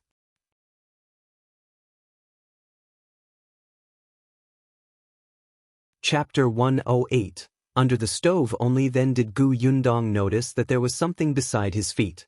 What is this? White flour, Shao Qingyuan said. I'm going to bring that young Master Liu into the mountains tomorrow morning. I promised him that one would go deep into the mountains to kill the tigers. I might only be back in 2 or 3 days, so one have to bring some dry food. The steamed buns and pancakes in town are too disgusting. I want you to help make some. Gu Yundong's eyes widened. Tigers? You're going to fight the tigers? Have you fought them before? I did. Once, when he went deep into the mountains, he encountered an old hunter who was bitten by a tiger and was almost forced into a corner. He was the one who knocked the tiger down. Later on, the old hunter dealt with the tiger and gave him the bulk of the money. But you even brought that useless young Master Liu along this time. Won't he be dragging you down? Gu Yundong frowned.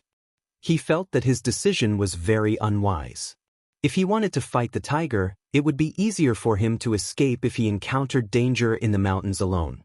But with such a rich young master, Gu Yundong had a feeling that they were courting death. Shao Qingyuan said. He insisted on following. What a prodigal son who wants to drag others down with him. Gu Yundong regretted that she had only received 50 taels of silver in the day. One think it's better for you to knock him out and throw him into a tree. That's what one planned to do. Gu Yundong was speechless. She could not help but laugh. Seeing that he had already made up his mind, Gu Yundong could not say anything. She took the white flour bag. Wait a moment. 111 make pancakes for you now. In this weather, it won't be a problem to keep them for 2 or 3 days. Later, you can make them hot and eat them.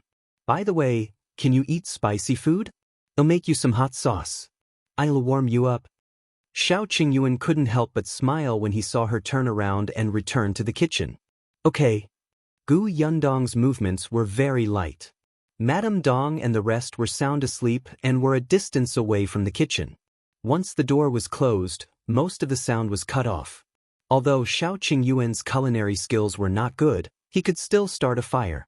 One of them stood in front of the stove while the other was sitting. The scene was indescribably harmonious. Gu Yundong kneaded the flour and asked about what happened during the day. You were the one who caused Aunt Chui to fall into the water and the dogs to foam at the mouth?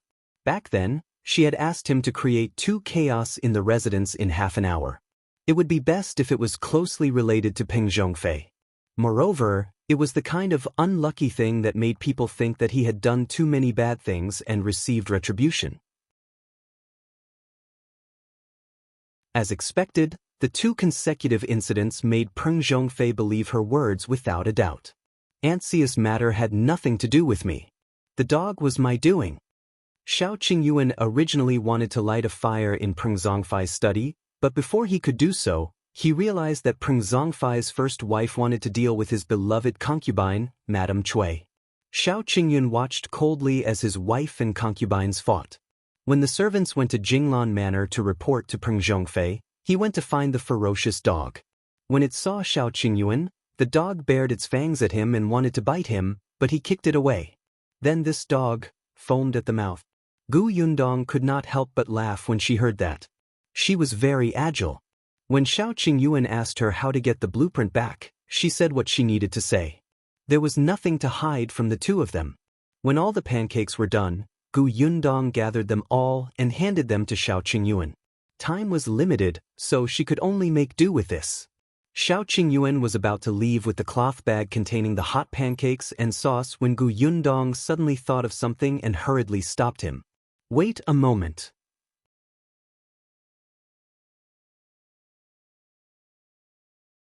Chapter 109. Who is Shao Qingyuan? Gu Yundong ran into his room and quickly came out with the crossbow in his hand. I'll lend this to you, she said. But after you defeat the tiger, you'll give me 10% of the silver. It's not that I'm ruthless, but this is good stuff. You've seen it before. It's powerful and life-saving. Shao Qingyuan lowered his head and looked at the crossbow in his hand. His slightly lowered eyes seemed to flash. His fingers tightened slightly. After a moment he looked up. I'll give you 20%. Gu Yundong's eyes lit up. This guy was too smart. Only then did Shao Qingyuan leave. However, his back view made him look even taller. Gu Yundong then tidied up the kitchen and went to sleep. The next morning, the entire Yongfu village became noisy again. It wasn't farm time now, and most of the people were chatting outside. Hence, they saw the gorgeous carriage that had sped over early in the morning. Everyone at the village entrance stood up with a whoosh. What's going on? The Gu family bought a carriage yesterday. Who bought it today? As soon as someone finished speaking, he heard the servant driving the carriage ask, Brother, how do we get to Shao Qingyuan's house? Shao Qingyuan? Who is it? There's no such person in our village. Did you find the wrong person? The servant was dumbfounded. What? There was no such person? Isn't this Yongfu village? It's Yongfu village, but there's indeed no one called Shao Qingyuan. Tell me in detail what that person looks like. He might be from the neighboring village. It'll help you ask around. Why ask? Madame Zhou couldn't stand it anymore. She squeezed in with a washing basin and couldn't help but roll her eyes at the group of people. Then, she said to the servant, Why are you looking for Shao Qingyuan? Don't tell me you're looking for trouble? The curtain of the carriage was lifted, revealing Lu Wei's face. He smiled and said to Madame Zhou, I'm looking for him to help me. He's from this village, right? Someone beside him recognized him. Wasn't this the young master behind Madame Fang and her daughter that day? The discussions at the side made Madame Zhou understand. It seemed that they were not looking for trouble. She heaved a sigh of relief and pointed to the left. Shao Qingyuan's house is at the foot of the mountain over there. Go over and you'll see a house under construction. Just go a little further. A villager exclaimed, Isn't that the home of a wolf cub? A wolf cub? That's right, the wolf cub seemed to be called Shao Qing something. This was a habit, and they almost forgot his original name. Lu Wei thanked him and asked the servant to drive the carriage to the Shao family. When everyone saw him leave, they followed behind curiously. Not long after, Lu Wei entered the Shao family's house. The villagers who had followed him here were a little far from his house. They only dared to stand at the entrance of the Zheng family's house and discuss. Shao Qingyuan had been waiting for him since a long time ago. Everything that needed to be prepared had been prepared. When Lu Wei arrived, he didn't even drink any water before he was called into the mountain. Have you brought everything? We have to stay in the mountain for at least 2 days. When Luan, the servant beside him, heard that he would be staying for a few more days, he immediately could not take it anymore. "Young master, why you're not coming back on the same day? Don't be silly. We have to go deep into the mountains to hunt tigers. How can we come back in a day? All right, stay in the Shao family obediently and wait for me to come back. Help Shao Qingyuan guard the house. Be smart. When Brother Qin needs help in the room, help him. Don't put on airs." Liu An was about to cry, but he could not stop the young master at all. No wonder the young master did not even bring the coachman when he went out in the morning and only let him drive the carriage. Liu An wanted to cry but had no tears. He could only watch as the two of them walked further and further away. When Madame Fang and her daughter rushed over after receiving the news, the eldest young master of the Liu family was nowhere to be seen.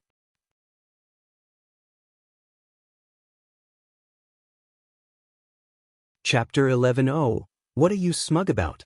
Madame Fang and her daughter were extremely regretful.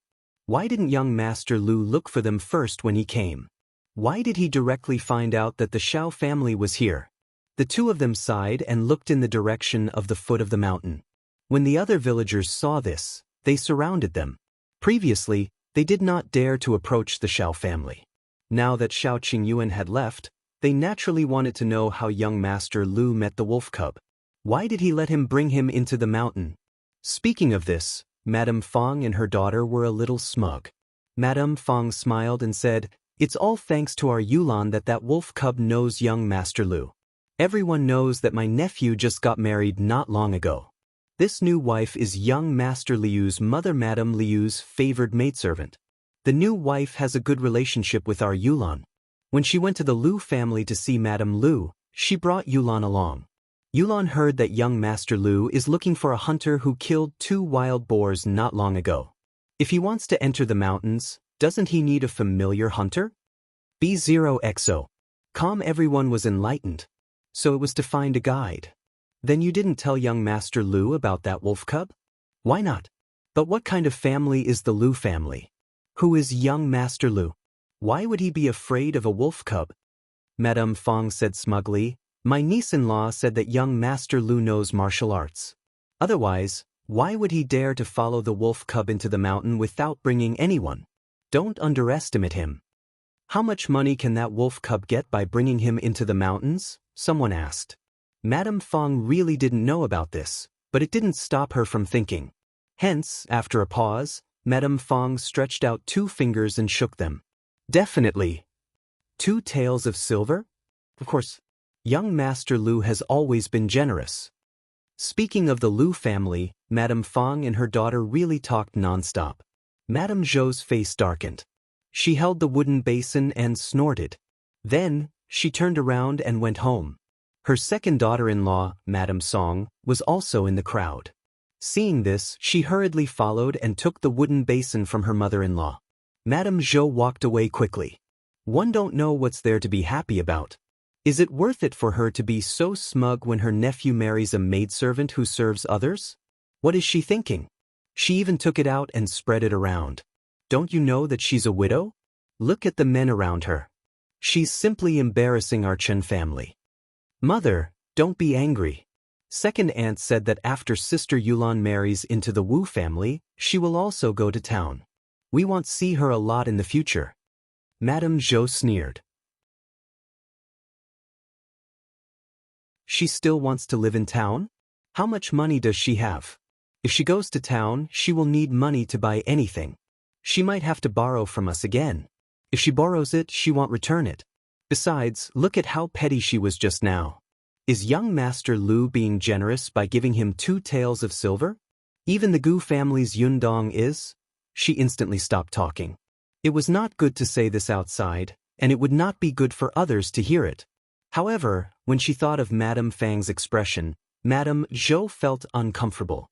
The two of them entered the house one after another. Just as they entered, they saw Nyo-Dan rushing out. Madame Zhou couldn't even stop him. "Hey, where are you going so early in the morning?" Nyo-Dan was lucky. He had only been in school for a few days, but he had already met a rest day. Where else can one go? Nyo-Dan had already run far away. Madame Song couldn't help but laugh. He must be going to the Gu family.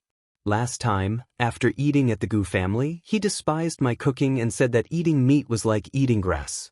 Yesterday, when he came back from school, he rushed to the Gu family. Yunshu even gave him a stick of candied hawthorn. Now, he can't wait to stay in the Gu family. Madame Zhou was stunned for a moment. Just as she was about to say something, a shrill cry suddenly came from outside.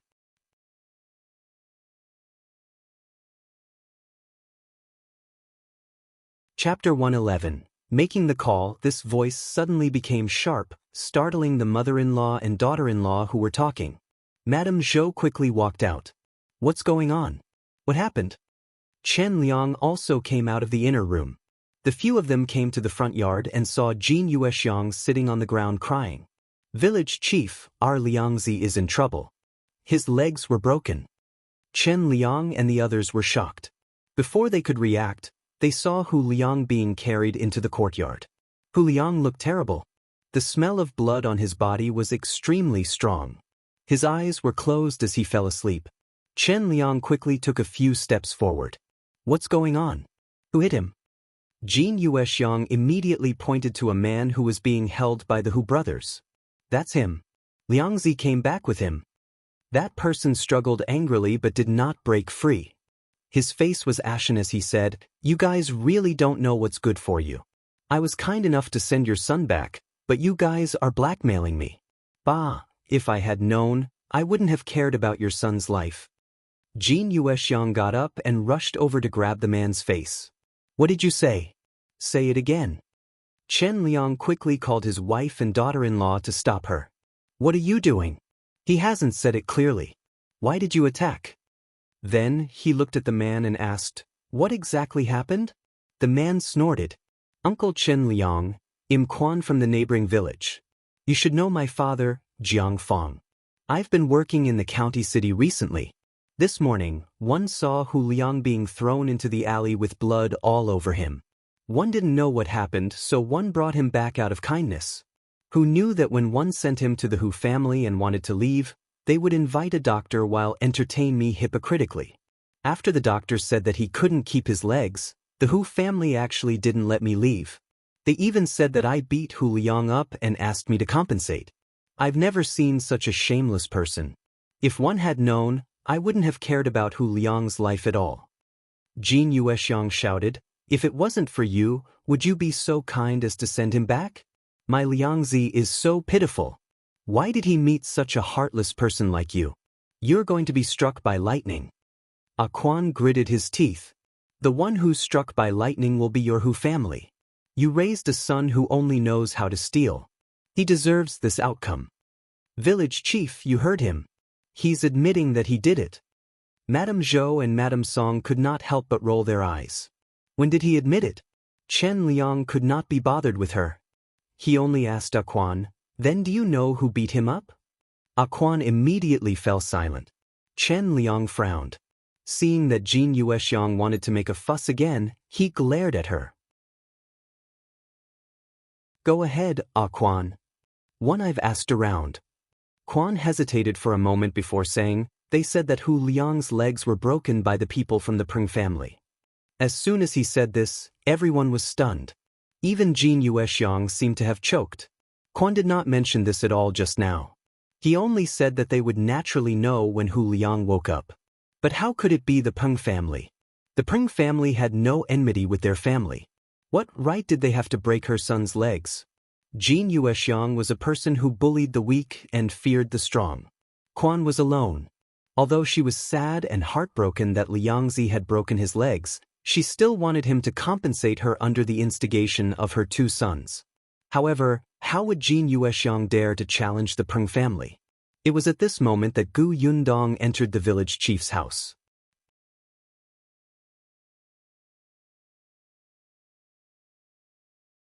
Chapter 112. Dream on Gu Yundong was here to buy fertile land from the village chief. Previously, because of Lu Wei's arrival, a large group of people had gathered at the Zheng family's door. After Madame Fang and the others left, Niu Dan ran over to look for Yunshu to play with. She knew that Chen Liang was resting at home, so she asked where there was fertile land to sell. But looking at the situation in the courtyard now, she seemed to have come at the wrong time. Chief, can I come back later? Chen Liang nodded at her, and Gu Yundong turned to leave. Jin Yuexiang suddenly reacted and jumped up. She pointed at Gu Yundong and said, "It's her. She must have done it." Speaking of how her son had offended the Peng family, she could only think of Gu Yundong, who had also gone to the Peng family yesterday. Her son's accident was definitely related to this brat. Gu Yundong was dumbfounded. She was just a passerby. What did it have to do with her? Chen Liang also felt that Jin Yuexiang was being unreasonable. Why did Yundong hit your son? Your family compensated her 5 taels of silver, and Yundong also said that this matter would end here. Jin Yuexiang, you don't like the young lady, so you threw dirty water at her. Can you still be a human? Jin Yu was extremely furious. It's her. Village chief, it's really her. Our Liangzi heard that this brat went to settle scores with the Peng family, so he followed her to the county to look for young Master Peng. In the end, he didn't come back. Fai lost his legs when he was sent back this morning. If it wasn't this girl, who did it? Chen Liang's face darkened when he heard that. So you're saying that Hu Liang wanted to harm Yundong first? Jin Yuexiang choked and quickly argued, didn't he fail? On the contrary, my Liangzi ended up like this. You're the village chief of Yongfu village. You have to stand up for my Liangzi. That's right. The Hu brothers looked at each other and said, Liangzi's life is ruined. He won't be able to support himself in the future. Gu Yundong has to pay 100 taels of silver no matter what. Gu Yundong's lips twitched. Dream on. Do you want to have a taste of being whipped by me? The Hu brothers suddenly shut their mouths and did not dare to speak anymore. Although they had not seen Gu Yundong's actions with their own eyes, they had heard a lot, especially about their parents being sent flying with a kick. On the other side, Quan could not stand it anymore. One already said that it was the Peng residents who did it. The Peng residents spread the word that Hu Liang sneaked into the residence and stole something. He was caught red-handed by the servants of the Peng residence, which was why he was beaten up like this. Gu Yundong said, did you hear that? If you still think that one hit him, fine. Let's go to the Peng residence and talk about it. Let's see what's going on. Anyway, my family has a carriage, so it's convenient to enter the county city. But let's make it clear. If you accuse me, this won't be something that can be resolved with 5 taels of silver. Think about it clearly. As she spoke, she looked at the Hu brothers. The two of them quickly turned their heads away. It would be easier to blackmail Quan than Gu Yundong. At this moment, Hu Liang finally opened his eyes. He vaguely heard his mother's voice and tilted his head. Jin Yuexiang immediately reacted and rushed up to shout, Liangzi, how are you? Tell me what happened. When Hu Liang woke up, he was in so much pain that his forehead was covered in sweat. He immediately cried, Mother, my legs are gone. The Peng family broke my legs. Alright, forget about blackmailing Gu Yundong now, even Quan was no longer an option.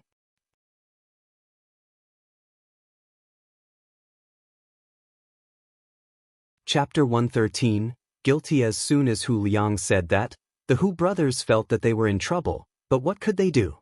The village chief was watching from the side. Madame Zhou and Madame Song pursed their lips secretly. They were very tired of the Hu family. Although they were from the same village, Hu Liang was a cancer in the village. It might be a good thing if his legs were broken. Jin Yuexiang did not know what these people were thinking. When she saw that her old son had woken up and confirmed that it was really the Peng family's doing, she panicked and hurriedly asked, what happened? What exactly happened? Why did the people from the Peng family break your legs for no reason? Did you really go to their house to steal things? You're stupid. How dare you sneak into the Peng family? What will one do in the future? As she spoke, she started crying. Hu Liang's body was in pain, and he became even more irritable after she cried. I'm not dead. Stop howling. Jin Yuexiang was instantly choked and could not speak. Gu Yundong quickly held it in so that her laughter would not agitate his family. Chen Liang felt a headache coming on. He took 2 steps forward and stood in front of Hu Liang. He asked, tell me clearly, why did the Peng family break your legs? What did you do? Hu Liang gasped in pain as he screamed. Even if the village chief was in front of him, he could not care less about his temper. But how would one know why? I was knocked out after circling the back door of the Peng residence. When one woke up, I was in the Peng residence. Then, those servants of the Peng residence grabbed me and beat me up. They said that I stole something and threw me out after beating me up. That's not all. They even broke my legs later. I didn't do anything at all. Why don't you ask the people of the Peng residence yourself? Chen Liang was so angry that he almost fell backward. However, Jin Yuexiang was still saying, "Village chief, you heard it. You have to stand up for our Liangzi." Chen Liang sneered. Stand up for him? Listen to what he said. There's not a single word of truth. What do you mean by being knocked unconscious and waking up in the Peng residence? What the hell was going on in broad daylight? Stand up for him? How dare you say that when Hu Liang was sneaking around in the past, he didn't think of asking me to stand up for him? Let me tell you, he was caught stealing something. It's already a light punishment to have his legs broken. If you have the ability, bring your 2 sons to the Peng residence and talk to them. Seeing that the village chief had pointed at them, the Hu brothers subconsciously took 2 steps back and said to Jin Yuexiang, "Mother, Liangzi is already like this. In the future, you and father can only rely on us. If the 2 of us offend the Peng family and are beaten up like this, how can our family survive? Besides, Liangzi is in the wrong. How am I in the wrong?" Hu Liang was so agitated that he pulled at his wound. Before he could catch his breath, he fainted again. Chen Liang was impatient, especially when he saw the blood seeping out of Hu Liang's body again. He quickly waved his hand. "All right, quickly carry him back and find a doctor to treat him. Don't you know what kind of person Liangzi is? His brother is right. He was in the wrong in the first place. Why are you making a fuss?" Jin Yuexiang was frightened by her 2 sons' words. Although she doted on her old son, she was still the most important. Her old son was already in such a state. She couldn't possibly have nobody to rely on in the future, right? Moreover, she actually felt that Hu Liang was lying. He must have entered the Peng residence to steal something and was caught red-handed. Since the village chief had already said so, he definitely did not intend to interfere. She could only let her 2 sons carry Hu Liang home.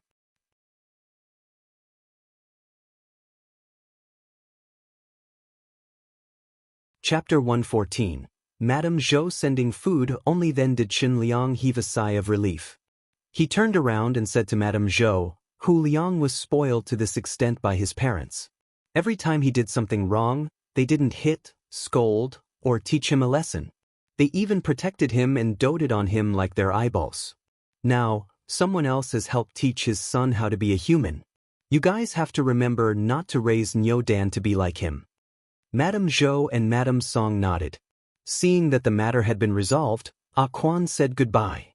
Chen Liang expressed his apologies for delaying him. Quan was fine with it. The unreasonable Hu family had nothing to do with Chen Liang. As soon as he left, Chen Liang looked at Gu Yundong, who was quietly standing at the side.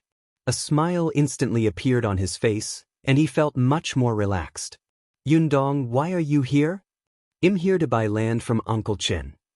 Yundong followed him to the central room. Chen Liang was stunned. "Are you planning to buy farmland? How much do you want? What kind of farmland do you want?" "I want to buy more than 10 acres first. It's best if it's a first-rate fertile land." She had asked around and found out that 1 acre of fertile land cost about 10 taels of silver. 10 acres was about enough. Chen Liang lowered his head and thought for a moment before saying, "That's not easy. You came late. Previously, there were a few acres of fertile land, but it was bought by the Wang family and the He family. The Wang family and the He family had fled here. Although the 2 families had yet to build their houses and did not plan to build them well, they found the land immediately. Gu Yundong did not think of this at first. This was the difference between having experience and not having experience. Chen Liang wanted to remind her, but firstly, the 2 families acted quickly and bought it before Gu Yundong came. Secondly, the Gu family's situation was different. They did not have strong labor and had a few children to take care of. They probably did not have the time. I see. Gu Yundong did not expect that 10 acres of fertile land was not easy to buy. Then Uncle Qin, help me take a look first. Let me know if you have any. I'll prepare the silver first. All right, I'll keep an eye out for you. Gu Yundong thanked her and went home. However, just as she reached the front yard, she was pulled over by Madame Zhou. Gu Yundong blinked in confusion. Madame Zhou took out a paper bag and handed it to her. This is the dried cinnamon that your Uncle Qin bought in town yesterday. Take it back. You can cook it and eat it as snacks. Auntie, what are you doing? I can't accept this. Hurry up and take it back. Gu Yundong was a little dumbfounded. Why did she offer her food for no reason? However, Madame Zhou forced it into her hand. If I give it to you, just take it? I didn't know that Brat Nyo Dan had been coming to your house to freeload for the past 2 days. I heard that he specially went to eat meat. His mother is really something. She only told me today. Take this food back. Otherwise, Aunt will be angry. Gu Yundong was stunned for a moment before she finally understood. Madame Song lowered her head slightly and smiled. She had actually told Madame Zhou on purpose today. She was a daughter-in-law. Her family could not make the decision, and the good things were not in her hands. Even if they were in her hands, she could not give them away openly. Fortunately, her mother-in-law was sensible and knew that she could not take advantage of others for nothing. Hence, she took out the cinnamon. Madame Song had a good impression of Gu Yundong, especially Nyo Don's happy expression when he came back and talked about the Gu family. If Gu Yunshu had not been playing with Nyo Dan, that brat would not have been willing to study. She heard that he was praised by Master because of Gu Yunshu. Gu Yundong could not refuse her kindness. In the end, she took the cinnamon home. As soon as she arrived at the Zheng family, she saw Madame Fang and her daughter loitering at the foot of the mountain from afar.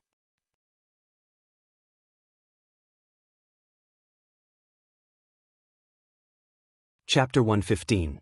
Dumbfounded Liu An. Gu Yundong thought of the mother and daughter's enthusiasm for Lu Wei and felt that it was a little painful to the eyes. Could this be a bad idea?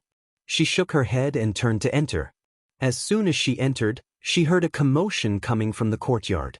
She followed the sound and looked over.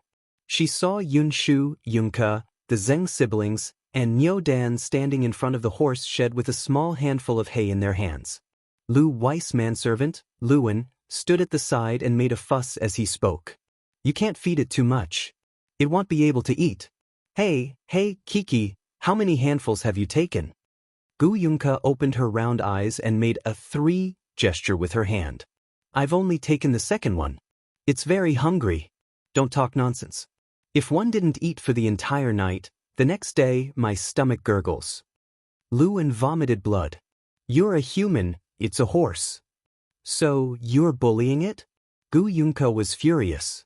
Liu An held onto the pillar of the horse shed at the side. Why was it like this? Why was it like this?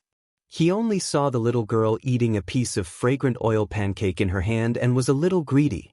But why did he have to explain the key points of how to raise a horse to a group of children in the end? He was a page boy, not a groom, and definitely not a nanny.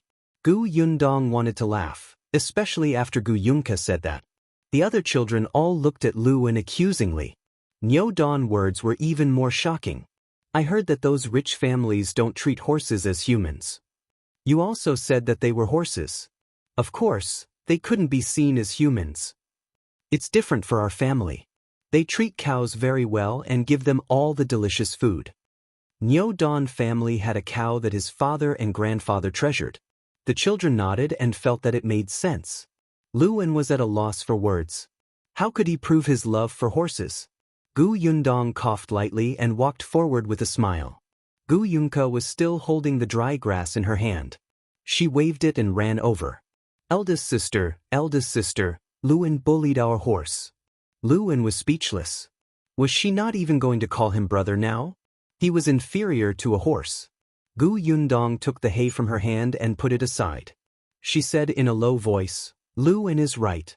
Horses have very thin bellies so they can't eat too much. She actually wanted to say stomach, but she was afraid that the children would not understand. When we feed the horses, it's best to cut the hay short, Soak it soft or crush it so that the horses can eat happily. Just like Kiki, you can't eat cakes that are too hard and big, right? Yunke nodded, not fully understanding. Eldest sister is right. When you're free, you can even take the horse for a walk. Well, go now.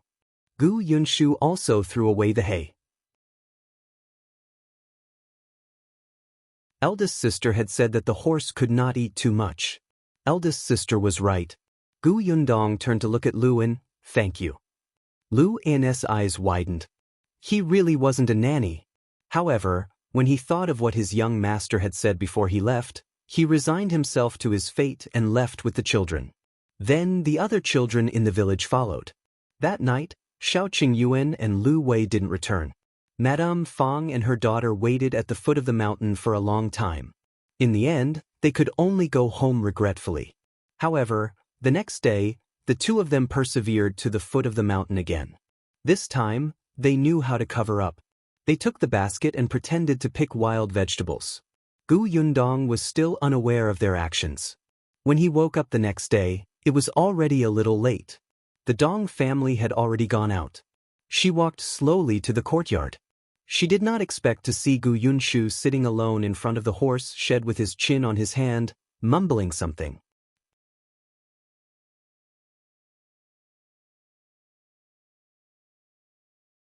Chapter 116.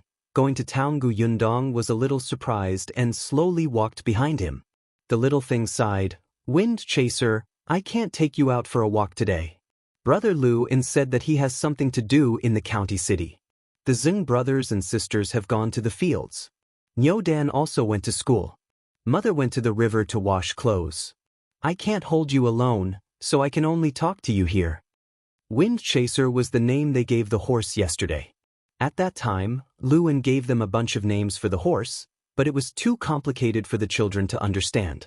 In the end, they felt that Wind Chaser sounded very fast, so they decided on it. You have to be good. This way, he'll go and gather grass every day for you to eat. In the future, he'll even marry you and let you give birth to foals. Big sister said that when our house is built, you can still live in a big stable. It's very comfortable. By the way, yesterday, Dan taught me 2 words that I don't know. Do you want to know? You must want to know. After all, my elder sister took a fancy to you. You must be an eager-to-learn horse. 111 write it for you immediately. As Gu Yunshu spoke, he squatted down and used a branch to draw on the ground. After writing, she tilted her head and read it carefully. After wiping it off, she wrote again. Gu Yundong watched from behind him for a long time. When she saw her small figure squatting on the ground alone, she secretly sighed. Yunshu had only been in Yongfu village for a short period of time. Now, the only good friends she had were Dan and Zhenglu. Dan was going to school. Although Zhenglu was young, he still had to work every day. Early this morning, he went to the fields with his brother and sister. Actually, Yunshu had to work in the old Gu family in the past. Seeing Zhenglu busy himself, he wanted to follow. But how could Madame Dong let him do things for her? She stopped him and let him rest at home no matter what. She even fed the chickens in the backyard in advance and cleaned the courtyard. Gu Yundong wondered if she should let Yunshu go to school. This child liked to study very much and was very intelligent. Even if the school in town only accepted children over the age of 6, Yunshu had basic talent and was only a few months older. Perhaps the teacher could make an exception and accept her? Their house had not been built yet. They did not have poultry, fields, or vegetables. There was a limit to the work they could do. They could try going to the school in town. At the thought of this, Gu Yundong went forward and patted him on the shoulder. Why are you mumbling here alone? Gu Yunshu suddenly turned around. When he saw eldest sister, he hurriedly threw away the branch in his hand and stood up. Elder sister, I'm talking to Wind Chaser. What are you saying? He said that Brother Liu An isn't around, so I can't take him out for a walk. Gu Yundong smiled. What's the big deal? We'll go to town later. Isn't it just nice to take a walk? Gu Yunshu's eyes lit up. To town? Yes, we'll leave when Mother comes back. Where's Kiki? She's eating in the kitchen. Gu Yunshu sighed. Eldest sister, you really have to talk to her properly. If she continues to eat like this, she'll really become fat. She eats meat early in the morning. It's such a big bowl. As soon as he finished speaking, Yunke rushed out of the kitchen and pushed him twice. Stupid brother, baddie, I'll bite you.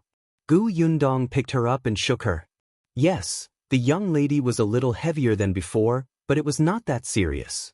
Compared to those children who were excessively fed and clothed, she still failed. All right, go back to your room and change first. When the two children came out after changing, Madame Yang had also returned.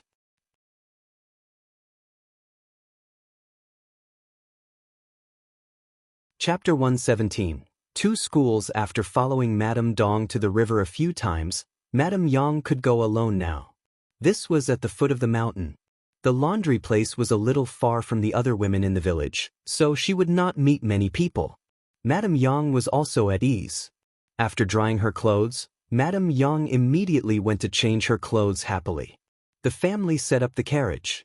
Yundong asked Yunshu to inform Zheng Hu next door so that Madame Dong would not be anxious if she could not find them. Then she got into the carriage and set off for town. Although they had all taken a carriage before, the carriage from before was rented. Now that it was their own, the feeling was definitely different. Along the way, other than Yundong, who was driving the carriage outside, the other 3 were all excited. It took 2 hours to walk to town. It was much faster to take a carriage. They arrived in less than an hour. Although Yundong had been to the county city a few times, it was her first time in town. This place was naturally not as prosperous as the county city, but it was also very lively. Yundong first inquired about the place where the carriage could be stored. When she came out of the carriage, she also asked about the school in town. There were a total of 2 schools in town. One of them was where Dan was. The teachers were a scholar in his 40s and his son. His son usually enlightened students who had just entered the school. The students of the scholar were slightly older. There was another school that was bigger than this first school. There were 2 scholars teaching. However, the difference was that this school accepted students based on money. Not to mention the problem of tuition, even the brush, ink, paper, and inkstone had to be bought by the school. Anyone who had brains would know that there would definitely be a lot of commission in between. Therefore, ordinary people could not afford to attend this school. Most of them were from families with good backgrounds in town. Yundong had never considered a second school from the beginning. Even the teachers in this school were like this. The atmosphere was too bad. Hence, after asking for the address of the first school, she brought the 3 of them to the door. Yunshu didn't know at first. He just followed his sister and took a look at the town's environment. He only turned to look at Yundong in surprise when he stood in front of a school called Wenemo Hall. Elder sister, why are we here? He remembered that Dan went to school here. Yundong squeezed his small hand. One brought you here to take a look. But you don't want to come? Yunshu was stunned, but his watery eyes seemed to glow. He wanted to come, of course he wanted to come. Dan had told him a lot about the school. He didn't know how much he yearned for it, but his family was poor. He heard that all the money was spent on the house and the carriage. Studying cost a lot of money. He didn't want to add to his sister's burden. Yunshu pursed his lips and made up his mind. Just as he was about to say that he did not want to come, he looked up and realized that his eldest sister had already gone forward to speak to the concierge. After a while, she came back and led them through the door. This place was not big. According to Dan, they had 2 classes. One was a preparation class, and they were all children of his age. The other class was on the other side. Those students were all above the age of 10 and were prepared for the scientific examination. Yundong led the 3 of them all the way there. They could hear the students from the preparation class reading. They could vaguely hear Dan's voice mixed in. When they were about to reach the central room, they suddenly heard a stern voice coming from the corner. What did one tell you? Look at what you did. Did you listen to the master?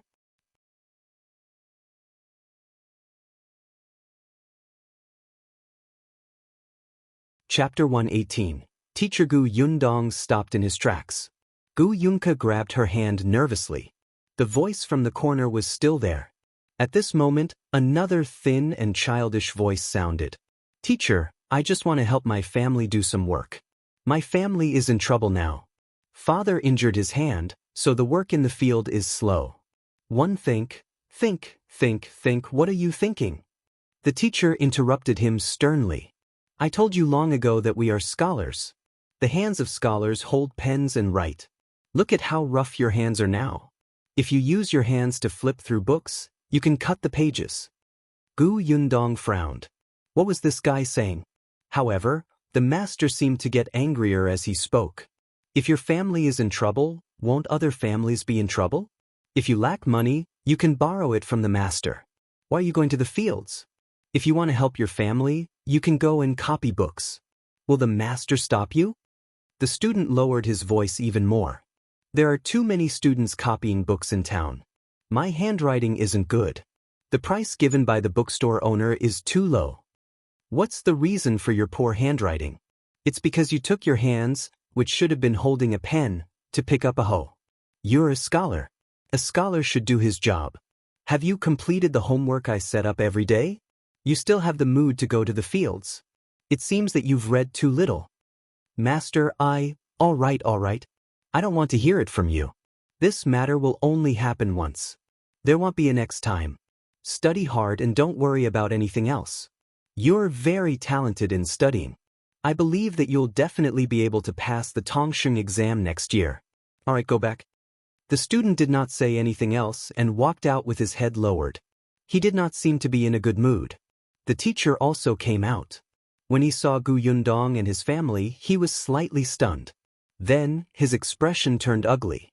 After the student left, he looked at the gatekeeper. What's going on? Who are they? Why are they brought here? Master, this family's surname is Gu. They want to send their children to school. The teacher glanced at them and quickly looked away. He frowned and said, Where are the men in the family?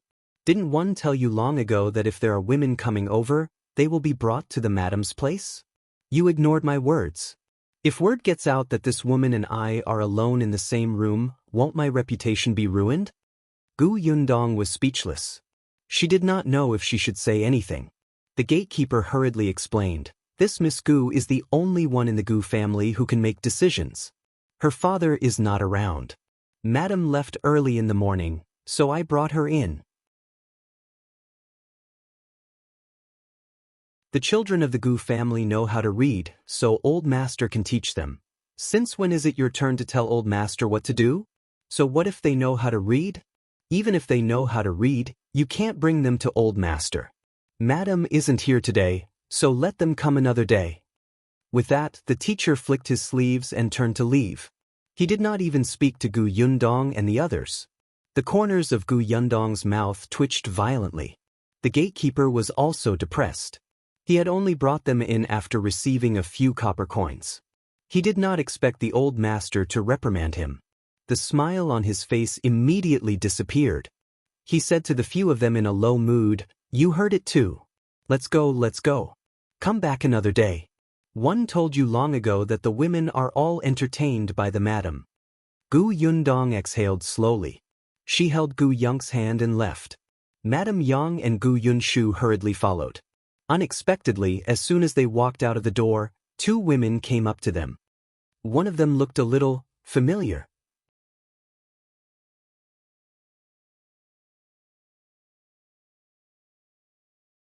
Chapter 119.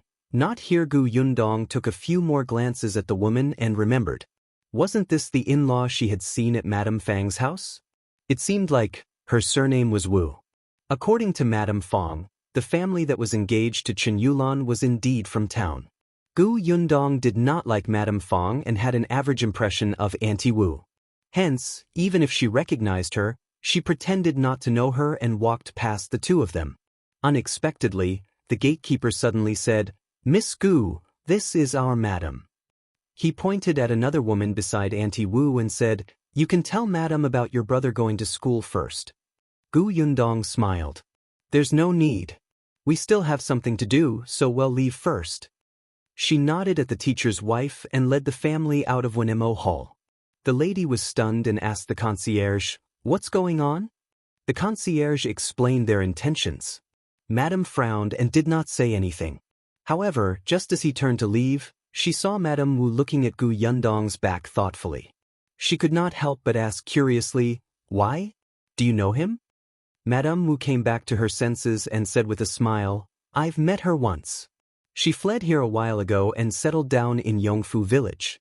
This family is not a good family. I heard that they like to take advantage of others and don't know what's good for them. You have to be careful. If such a family enters this school, I'm afraid your teacher will fall for her tricks." The madame's expression changed slightly. She knew her master's personality. He was pedantic and inflexible. Wouldn't he be at a disadvantage when he met someone scheming? After some thought, she instructed the concierge, "If you encounter that family again in the future, don't let them in. Not everyone is accepted in our school. Character is very important." "Got it." Gu Yundong could still feel Madame Wu's gaze from afar. They had only met once, so she did not know why she was sizing her up. She secretly shook her head.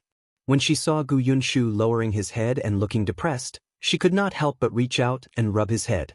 "What's wrong?" "Eldest sister."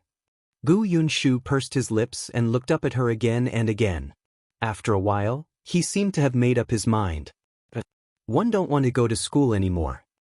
Gu Yundong raised his eyebrows. "Why not?" "I heard what the teacher said. He doesn't allow students to work in the fields, but I'm the only man in our family. One have a lot of responsibilities. I want to work in the fields. One also have to do the work at home in the future." Gu Yunshu looked up and said very firmly. Gu Yundong was stunned. Looking at his tense little face, she felt her heart soften. She squatted down and looked at him at eye level. She smiled and said, "Okay, then we won't study here." Gu Yunshu nodded and blamed herself. "Eldest sister, one know that I was too willful. You clearly worked so hard to let me go to school. Not only did you ask Nyo Dan about the school, but you also bought a carriage to transport me. You even personally came all the way to the school to look for the teacher. In the end, the teacher even scolded you. One let eldest sister down. I'm a bad person." Gu Yundong was speechless. "Baby, although one know you can find all kinds of excuses for eldest sister's actions, isn't this a little too much? It's true that I asked Nyo Dan about the school for you, but buying a carriage was really just for my convenience. Moreover, it's not a long journey from Yongfu village to town."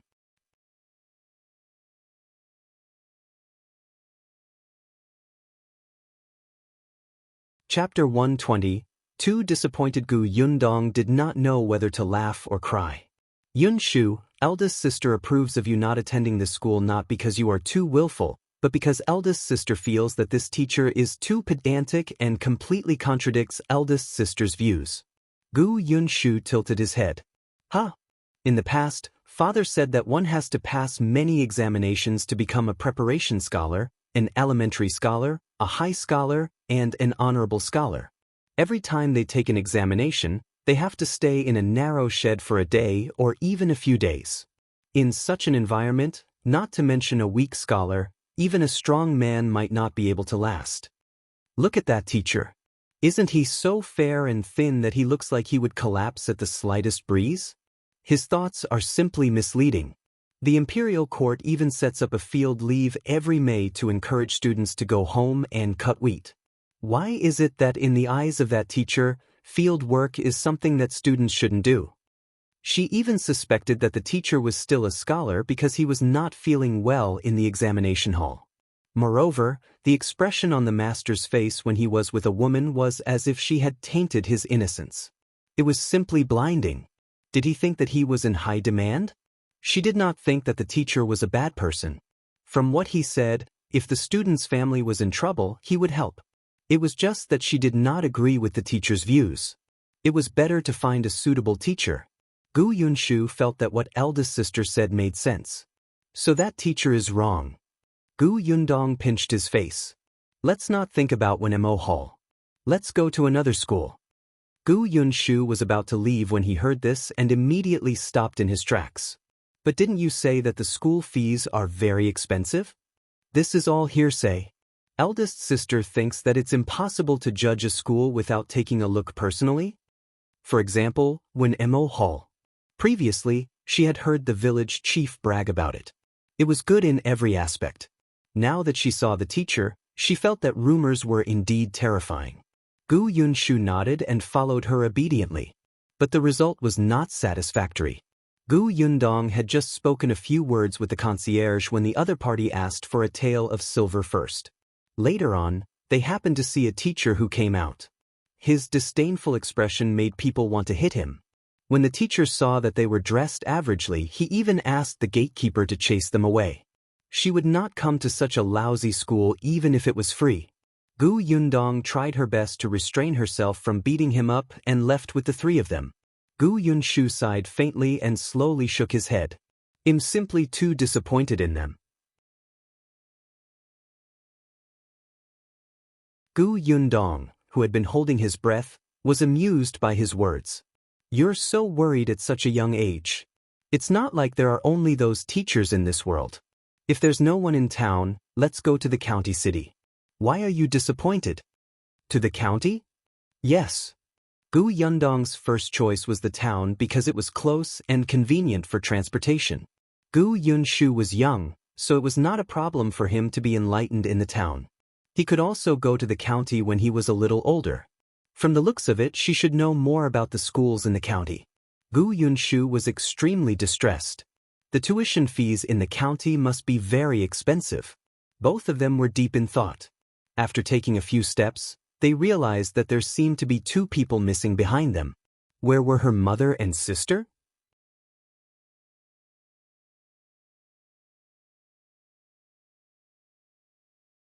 Chapter 121. Returning to the village. Gu Yundong's eyebrows twitched. She quickly turned around to look for it and heaved a sigh of relief. Fortunately, they were only 3 meters away and were not lost. She held Gu Yunshu's hand and turned back. She saw the two of them staring at a stall selling pears. Madame Yang swallowed and whispered, I'm not hungry. Gu Yunke sniffed hard. I just want to smell it. One don't want to eat it. As the two of them spoke, they carefully moved their feet, wanting to leave the fruit stall. However, they did not succeed. After moving for a long time, they only managed to move half a meter. On the other hand, the old man selling pears was doing his best to persuade the customers to stay. These pears are very crispy and have a lot of juice. They're sweet and delicious. Why don't you buy 2 for the children? They're not expensive. They're all planted by my family. 1 copper coin for each. Gu Yundong had already walked up to her. Seeing this, she could not help but rub her forehead. She had fruits in her spatial storage, but other than the few apples she took out last time, she did not take any out. One reason was that it was inconvenient to live in someone else's house. The other reason was that there were few fruits here. Coupled with the season, there were even fewer ripe fruits now. Just like apples, they couldn't even be bought in the county. The pears looked good. She looked at the stall in front of her and gave the stall owner 30 copper coins. She picked 30 pears. The old man's eyes lit up. He even gave her 2 more for free. Gu Yundong wiped them with a handkerchief and gave them 1 each. Madame Yang happily took a bite. But Gu Yunke frowned and looked up at Gu Yundong. She said seriously, I'm just smelling it. I don't want to buy it. She was sensible. Gu Yundong also nodded seriously. Yes, eldest sister wants to buy it. But let's agree that you're not allowed to stop while walking next time. Even if you want to smell it, you have to tell eldest sister first, understand? Otherwise, if eldest sister didn't notice, you and mother will be lost. Next time, she would hold the young lad's hand and let Gu Yunshu hold Madame Yang's hand. Gu Yunke nodded. Okay, I'll be obedient. Let's eat. Only then did the little girl bite hard, so sweet that her eyes narrowed. Gu Yundong saw that it was getting late and she had finished asking about the school. She ate a bowl of noodles at the noodle stall and brought her family back to Yongfu village. Gu Yunshu got into the carriage and remembered something. Eldest sister, Nyo Dan is still in Wenemo Hall. If the teacher teaches him wrongly, will it be bad for Nyo Dan? One have to tell Nyo Dan. Gu Yundong was stunned. This matter, she thought for a moment. Don't say any more. I'll talk to the village chief later. However, she felt that nothing would change. She did not agree with the teacher's concept, but most people in this era might still think that he was right. They felt that since they were studying, they should focus on one goal and not be distracted by anything else. Especially in the countryside, where their knowledge was limited, they felt that students should focus all their energy on studying. Going to the fields? We have parents and grandparents at home. We don't need you. Gu Yundong shook her head and drove the carriage back to Yongfu village. Madame Dong was at home, holding the cloth that Gu Yundong had brought over and making clothes for them. Seeing them enter, she quickly stood up and helped lead the carriage into the courtyard. After she tied the reins, she whispered to Gu Yundong, "You didn't know that the Hu family was up to no good again after you left today." Because Hu Liang always caused trouble for Gu Yundong, Madame Dong could not help but pay more attention to the Hu family. Fortunately, he wasn't looking for trouble with her this time.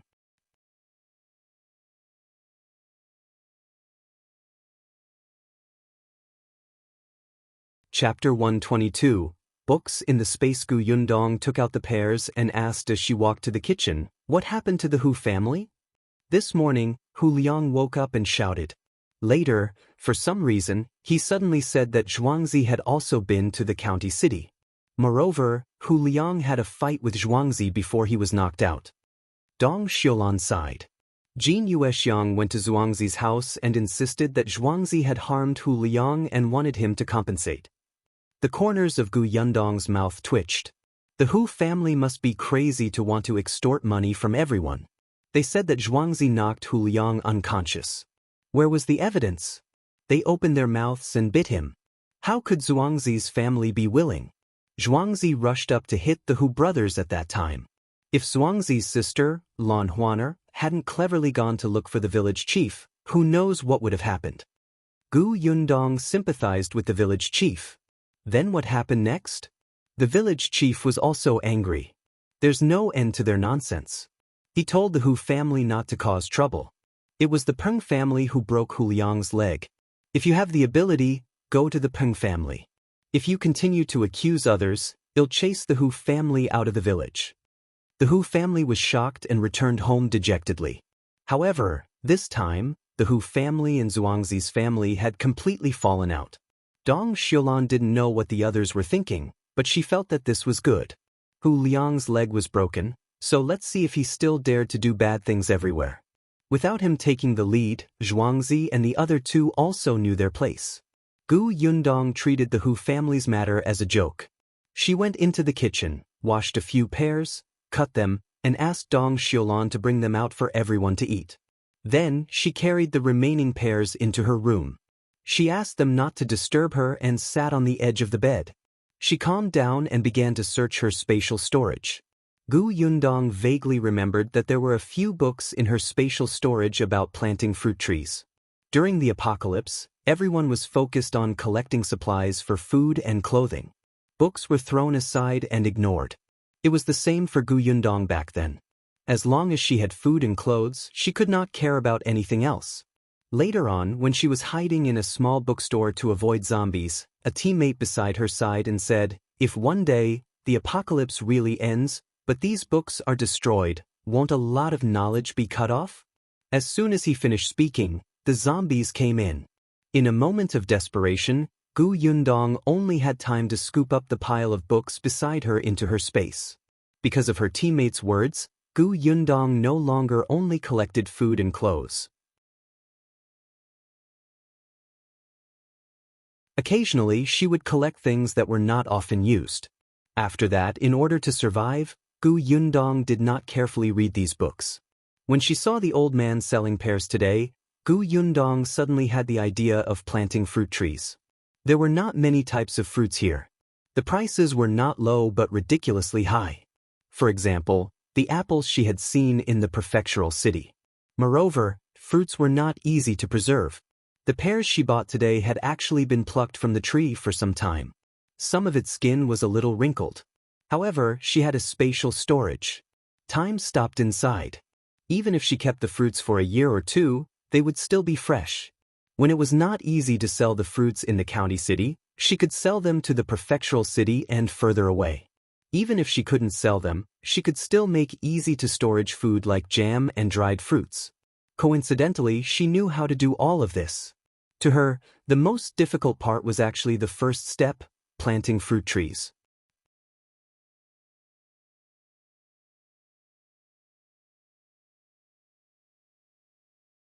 Chapter 123. Determined Madame Fang and her daughter found it. Soil and protection issues, and fruit tree cultivation techniques. After reading 2 thick books, Gu Yundong felt that it was almost the new year. Moreover, it was definitely not possible to rely on just 2 books. She had to find someone who had grown fruits to discuss it. She could still give it a try. However, fruit trees could not mature in a short period of time.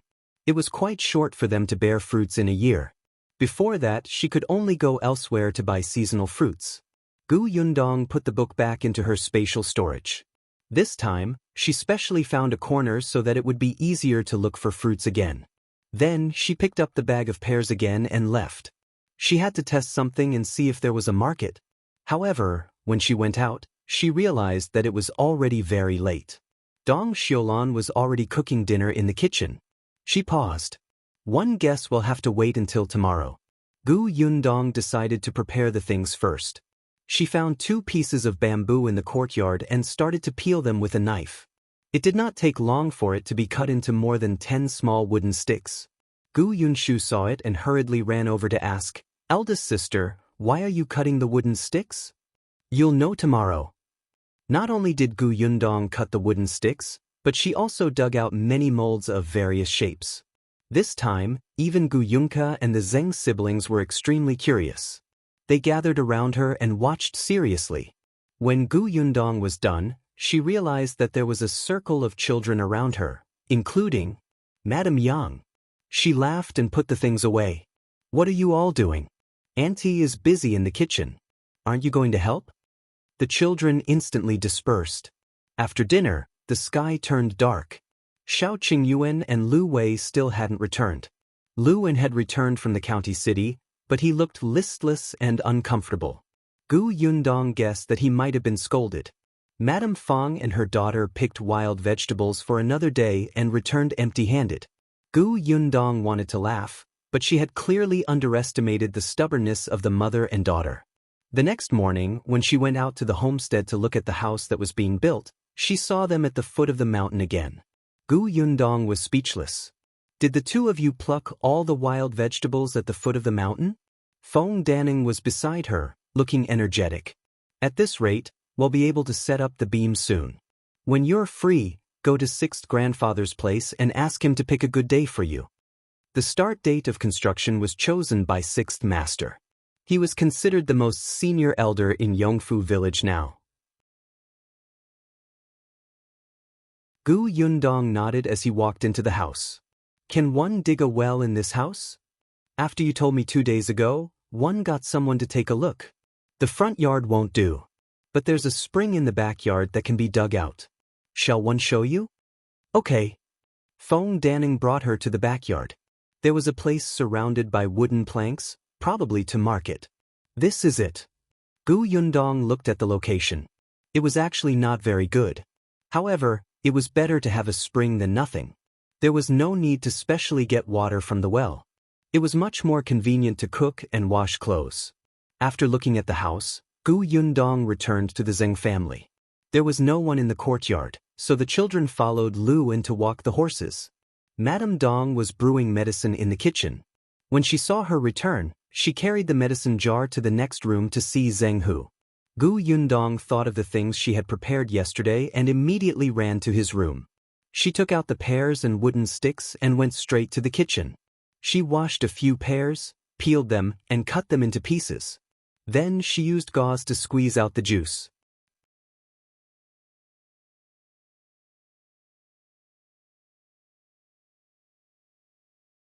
Chapter 124. Shao Qingyuan is back. It was a pity that she did not have a juicer.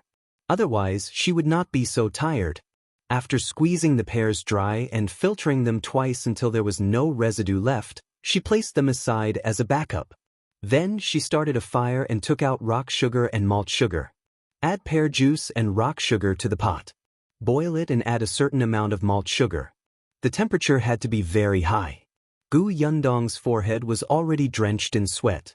After boiling it for a long time and seeing that it was about time, she slowly poured it into the mold she had made last night. Afraid that she would not be able to take it out if it stuck, she specially applied a thin layer of oil paper under the mold. Then she took out a small wooden stick. This wooden stick had been cut extremely thin by her, and it was not much different from the kind of wooden stick used for lollipops. When everything was done, there was a chatter at the door. Then, Gu Yunk's childish voice could be heard. "It smells so good. Eldest sister made food." After saying that, she ran towards the kitchen and quickly saw the candy on the table. The little girl's eyes lit up. "Big sister, what is this?" "Fruit candy," Gu Yundong said with a smile. She stopped her small figure. "You can't eat it yet. Wait until it's cold and solid." Actually, it was best to put it in the fridge for a few hours, but the conditions here did not allow it. However, the temperature was low now, so they did not have to wait too long. Gu Yunke clicked her tongue and looked at her eagerly. "Then I'll help eldest sister keep an eye on her." "Alright, just watch." The young lady insisted on torturing herself, so Gu Yundong had no choice. But she was very obedient. If she said she would not eat it, she would not eat it. Gu Yundong was very assured. After a while, the other children came in. Even Liu An sniffed as he walked to the kitchen. "What's that smell?" "It's sweet." "Candy," Gu Yunke said. When she saw Liu An reaching out to take it, she immediately glared at him angrily. "Eldest sister said that you can't eat it yet." "I'm just looking." Liu An defended himself. The little girl put her hands on her hips. "You're clumsy. You can't touch it." Liu An felt that he had been discriminated against by the little girl. He wanted to defend himself, but Gu Yunshu and the Zheng siblings were already standing on the side with the little girl, guarding against him. Liu An was speechless. After all, he was the young master's servant. Why did they act like he had never seen the world? Gu Yundong had already left the kitchen. She took off her apron and went to Sixth Master's house. Since she was free today, she decided to pick a date first. She still had to make a trip to the county tomorrow. Sixth grandfather's house was not far from the village chief's house. He was already 78 years old. In this era, there were very few people with a high lifespan. Everyone said that sixth great-grandfather was blessed and that his children were filial. Now, he was also respected in the village. Sixth grandfather knew that it was inconvenient for them to live in someone else's house now, so they were in a hurry to move into the new house. Therefore, when choosing a date, he tried his best to choose the nearest one. Gu Yundong took the date and thanked him. She left a bag of soft pastries for Sixth Master before leaving happily. Unexpectedly, as soon as she went out, she saw Madame Fang and her daughter walking home. Beside them was Madame Zhou, whose expression was very ugly. Gu Yundong had sharp ears and eyes. She could vaguely hear Madame Zhou's dissatisfied voice. "It's not like we don't have vegetables at home. Even if you want to eat wild vegetables, you can go alone. Why do you have to surround the foot of the mountain all day? Your chickens have all run out, and the pigs are so hungry that they keep crying. But don't you want to live a good life?" Gu Yundong suppressed his laughter and strode back. Unexpectedly, she heard Lu Wei's exaggerated voice the moment she reached the Zheng family's door. Madame Fang and her daughter were too lucky. They had just left, but Shao Qingyuan and Lu Wei were already back.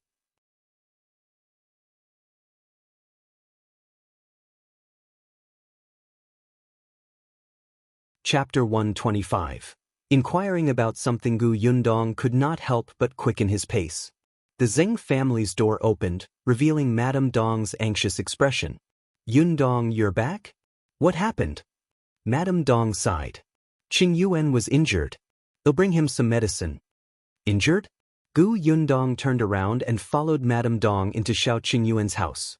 As soon as she entered, Gu Yundong could not help but widen her eyes and gasp. It seemed like they had gained a lot in the mountains these past few days. Not only were there wild chickens and rabbits in the courtyard, but there were also 2 silly roe deers and a tiger. They had really caught a tiger. Could Shao Qingyuan have been seriously injured by such a big tiger? Gu Yundong retracted his gaze and hurried into the inner room. Auntie, if he's injured, you should find a doctor. She stopped mid-sentence and met Shao Qingyuan's clear eyes. After not seeing each other for a few days, Shao Qingyuan seemed to have lost a lot of weight. His clothes were tattered and he looked a little disheveled. However, his eyes were still as bright as before. No, it felt more aggressive than before. Aggressive. Gu Yundong blinked. When she looked again, Shao Qingyuan's eyes had become cold and indifferent again. Had she seen wrongly just now?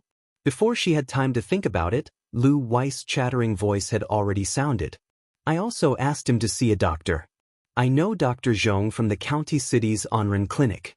He's skilled in medicine and will definitely be able to heal you. Don't force yourself. I know it's my fault this time. If it weren't for saving me, you wouldn't have been injured. I promise that next time, 111 obediently stay on the tree and won't come down again. There won't be a next time. Shao Qingyuan glanced at him. Lu Wei choked for a moment and waved his hand after a while. We'll talk about this later. Let's go see a doctor first. It's just a small injury. There's no need. Only then did Gu Yundong see clearly where Shao Qingyuan was injured. There was blood on his shoulder, but fortunately, it did not look very deep. Looking at him standing there in high spirits, his life was definitely not in danger. Gu Yundong heaved a sigh of relief. Shao Qingyuan glanced at her discreetly and smiled. He said to Lu Wei, "Go boil water. 111 go back to my room to apply the medicine." This wasn't the first time Shao Qingyuan had been injured. His family had prepared trauma medicine. The medicine that Madame Dong had brought was for Zhenghu. It was useless to him. Seeing that he couldn't persuade him, Lu Wei felt a little vexed and guilty. He sighed and shouted at Lu An, "Have you boiled the hot water? Your young master stinks."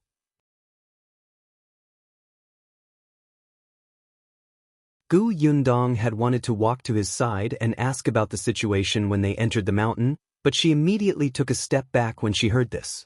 Lu Wei, you're too obvious, aren't you? You actually dare to despise my peerless handsomeness?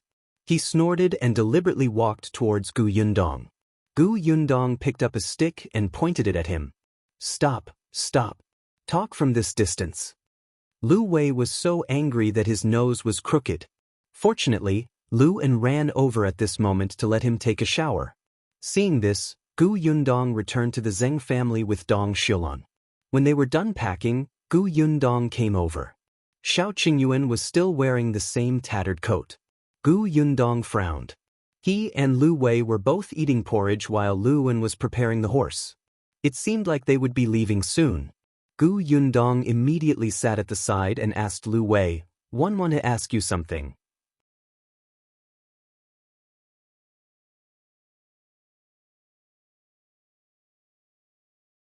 Chapter 126. Who is Brother Qin? You want to ask me for something? Lu Wei glanced at her, then turned around with the bowl of porridge in his hand with his back facing her. Back then, you were full of disdain for me. Now, you want to ask me questions just like that? Are we very close? The corners of Gu Yundong's mouth twitched. So be it. She turned her head and spoke to Shao Qingyuan. There's a lot of prey. How you plan to deal with them? Shao Qingyuan put down the bowl and said, "Leave these pheasants and wild ducks at home to eat. Pack them up and keep them. Young Master Lu bought that big worm. As for the 2 roe deers, one is for young Master Lu to bring back and the other is for us to keep at home." Great. It just so happens that I haven't eaten roe deer meat before. Gu Yundong's eyes lit up. Now, Shao Qingyuan's food was brought over by the Zheng family.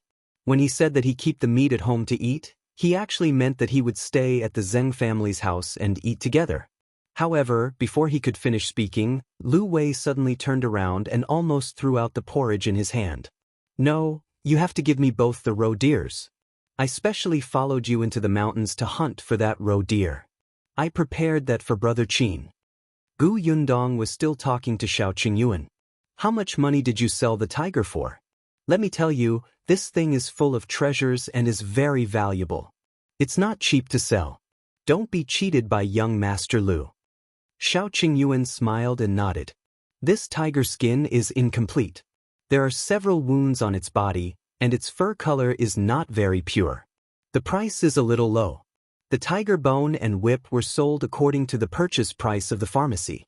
In addition, there's tiger meat. Did the two of you hear me? Lu Wei suddenly placed the bowl on the table. We're talking about the roe deer. One said that I want both roe deers. Also, Gu Yundong, what kind of person do you think 1 a.m.? Would one go and cheat Shao Qingyuan? He saved me. Am one that kind of ungrateful person? Who is Brother Qin? Gu Yundong suddenly asked. Lu Wei subconsciously replied, Brother Qin is an impressive figure. He was a scholar at 3 years old and a martial artist at 5 years old. He knows everything in the world. He's also the youngest top scholar in this dynasty. When he was 18 years old, he was appointed as the top scholar by the late emperor. Lu Wei suddenly shut up and snorted. Why are you asking this? Gu Yundong said, I'm just curious. Seeing that you value Brother Qin so much and insist on keeping both roe deers for him, he should be an impressive person. Listening to you, it's true. I didn't expect young Master Lu to know such a person. Of course, we're very close. Although Brother Qin might not remember him, he was definitely going to call him Brother Qin. Since he's the top scholar, shouldn't he be an official in the capital? Young Master Lu, are you sending the roe deers to the capital? Lu Wei shook his head. He's not an official in the capital. He's in Fengkai County now. In Fengkai County? Before Lu Wei stopped halfway and snorted again. Why are you asking so many questions? Anyway, it has nothing to do with you. By the way, didn't you say that you wanted to ask me about something? What is it? Ask me. I'll tell you what one know. Gu Yundong resisted the urge to roll her eyes. Are you a pig? Why do you keep snorting? However, seeing that it was getting late, Lu Wei and the others should be leaving in a while. Anyway, he was no longer as awkward as before. I want to ask about the school in the county. However, Lu Wei suddenly stood up and knocked over the stool behind him.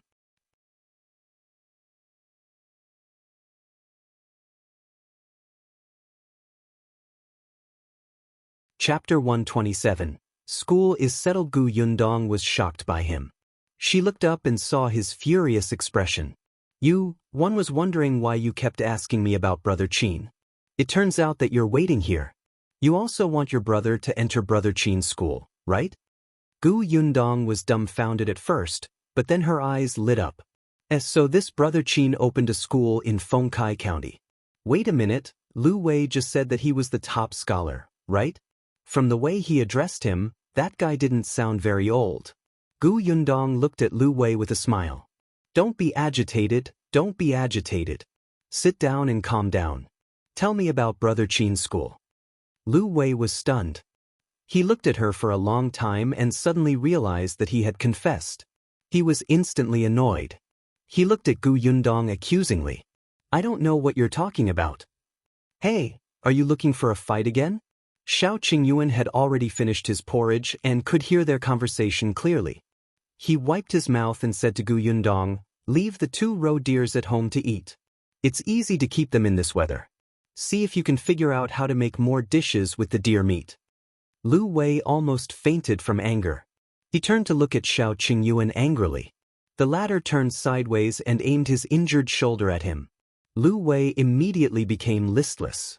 He took a deep breath and told himself that this guy was his savior. He could not be ungrateful.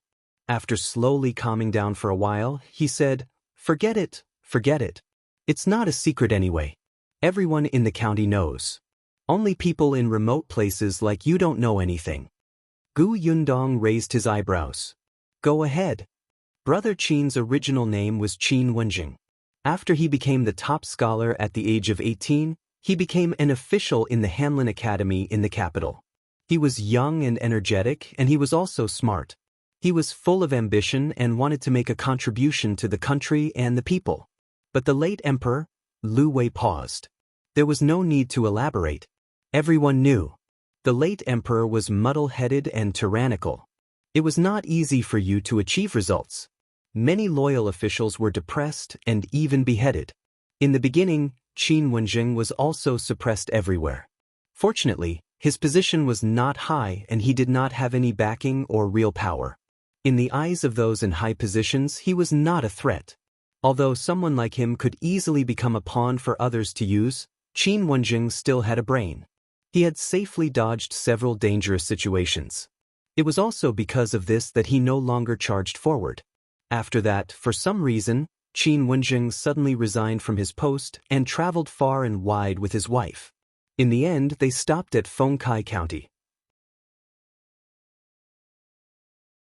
Others didn't know the reason for his sudden resignation, but Liu Wei's family had connections.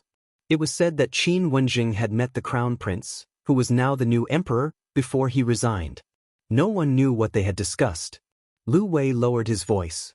Let me tell you, now that the new emperor has ascended the throne, a capable person like Brother Qin will probably be summoned back to the capital soon. Therefore, it's impossible for you to send your brother to study in his school. How can he still accept students at this juncture, right? Oh. Gu Yundong was enlightened. She looked as if he had a point. However, in the next moment, her voice changed and she asked with a smile, then why are you giving him the roe deer? Isn't it to enter his school?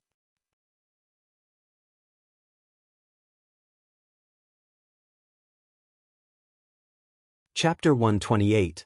Madame Fang wants to see young Master Liu Wei realized that this woman was not easy to deceive at all. She was too uncute. He sat back down angrily. I'm friends with him, aren't one? Seeing that he might be returning to the capital, I'm sending him some delicious food. Besides, I'm already so old. How can one enter his school? Gu Yundong nodded. Isn't that just nice? You have a relationship with him, and one have a relationship with you. Then do me a favor and talk to him nicely. How about he accept my brother as his student? Didn't I say that he... I know, but didn't you say that it's possible for him to return to the capital? It's just a possibility. You're not sure yet? Of course, even if he really wants to return to the capital, he used to be the top scholar in the examination. His knowledge must be very good. It's worth it for my brother to be his student for a day or a month, right? Liu Wei's eyes widened. F***ck, F***ck, F***ck, F***ck. Could this woman read his mind? How did she say what he was thinking? Gu Yundong looked at him with a smile. Beside him, Shao Qingyuan tilted his shoulder. Liu Wei held his chest. Why was he so kind? If he was as heartless as Peng Zhongfei, he wouldn't have to care about this adulterous couple. After a moment of silence, he finally gritted his teeth fiercely. He lowered his head and muttered, "What friendship? One don't have any friendship with Brother Qin. Otherwise, why would I send roe deer meat so that my brother can enter his family school?" Cough cough, Gu Yundong choked on her own saliva. Liu Wei flew into a rage out of humiliation. But, do you think it's so easy to enter his school? The young master of the county magistrate's family wanted to learn from him, but was rejected. He didn't give him any face at all, okay? Brother Qin has his own way of accepting students. It's not useful just because you're rich and powerful. It's also not based on talent and looks. It's not easy to enter, okay? Could it be that the roe deer meat? Gu Yundong guessed softly. You're smart. Gu Yundong was speechless. Why did she feel that this reason was even more unreliable? However, Liu Wei lowered his voice mysteriously and said, "This is a secret that one deduced myself. I've asked someone to keep an eye on the Qin family for a long time. I realized that the servants of the Qin family often go to buy wild animals. Last time, Brother Qin took in a student because that student's father gave him a large piece of roe deer leg. I promised my father that I would definitely send my brother to his school. That's why one entered the mountains fearlessly. Do you think it's easy for me? So you're not allowed to snatch it from me." Gu Yundong felt that it was even more unreliable, especially when Liu Wei said that he had deduced it. The credibility was zero. When are you sending the roe deer to his house? In a minute while it's fresh. Gu Yundong smiled. Bring me along. Not a chance. Gu Yundong analyzed for him. Look, you want to bring 2 roe deers and a tiger to the county city. Oh, and the few of you. That carriage will definitely not be enough. 111 lend mine to you. Besides, I guarantee that I won't say a word when I go. I'm just going to see the world and want fight with you for the spot. Besides, one might be able to help you? Liu Wei frowned. Why did she sound so reasonable every time she spoke? That's fine. His stance could be said to be very unstable. Shao Qingyuan saw that they were done talking. Let's go then. As soon as she finished speaking, Dong Xiulan suddenly came over from next door. She looked at Liu Wei and said, Sister-in-law Fang is here. She wants to see young Master Liu.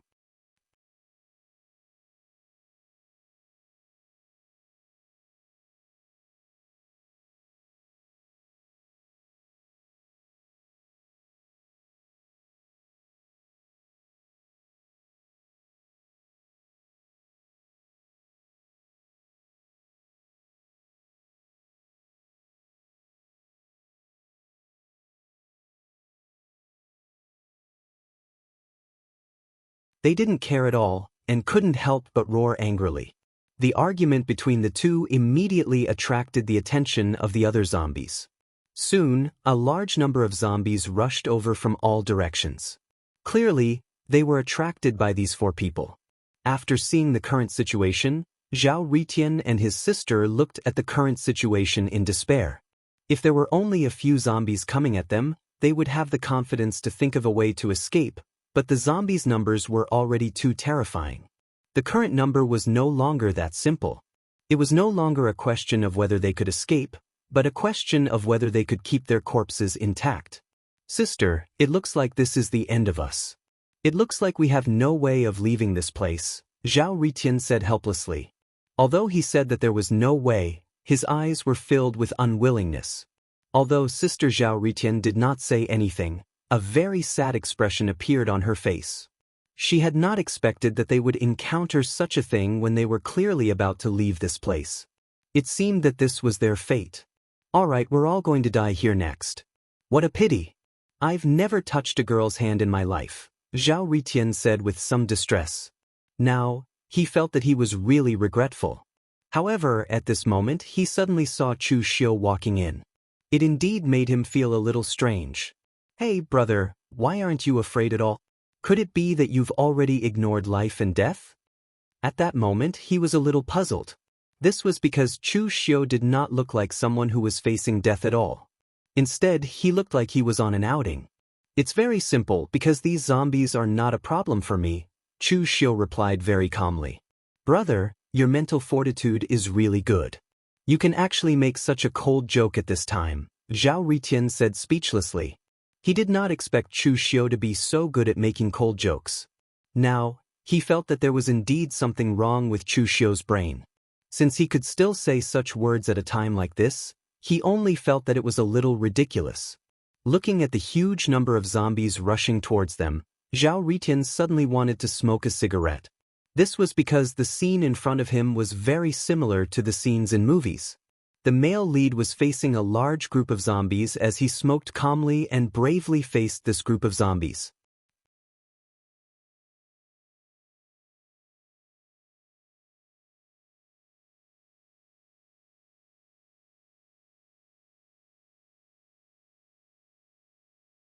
Qingyuan's school was in the east of the city. Liu Wei had to return to the Liu residence to bring his brother over first. Unexpectedly, when they were about to reach the Liu residence, Gu Yundong suddenly saw a familiar figure flash past. She was suddenly stunned. She sat up straight and turned around. At the next moment, she grabbed the reins and jumped down from the shaft. Liu An, come out and drive. One have something on. They'll be back in a while. With that he ran away. Liu Wei lifted the curtain of the carriage and only had time to see her back view. Shao Qingyuan, who was in front, also heard it. He subconsciously stopped the carriage and jumped down, wanting to chase after her. She was stopped by Liu Wei. She said she'll be back in a while. Anyway, I've already told her the address of Brother Qin's school. She'll find it. Liu Wei felt that since she was in such a hurry, she definitely wanted to go to the toilet. You're tuning in to the Wandering Hero YouTube channel. Don't forget to subscribe and join us on this journey to catch the most captivating stories.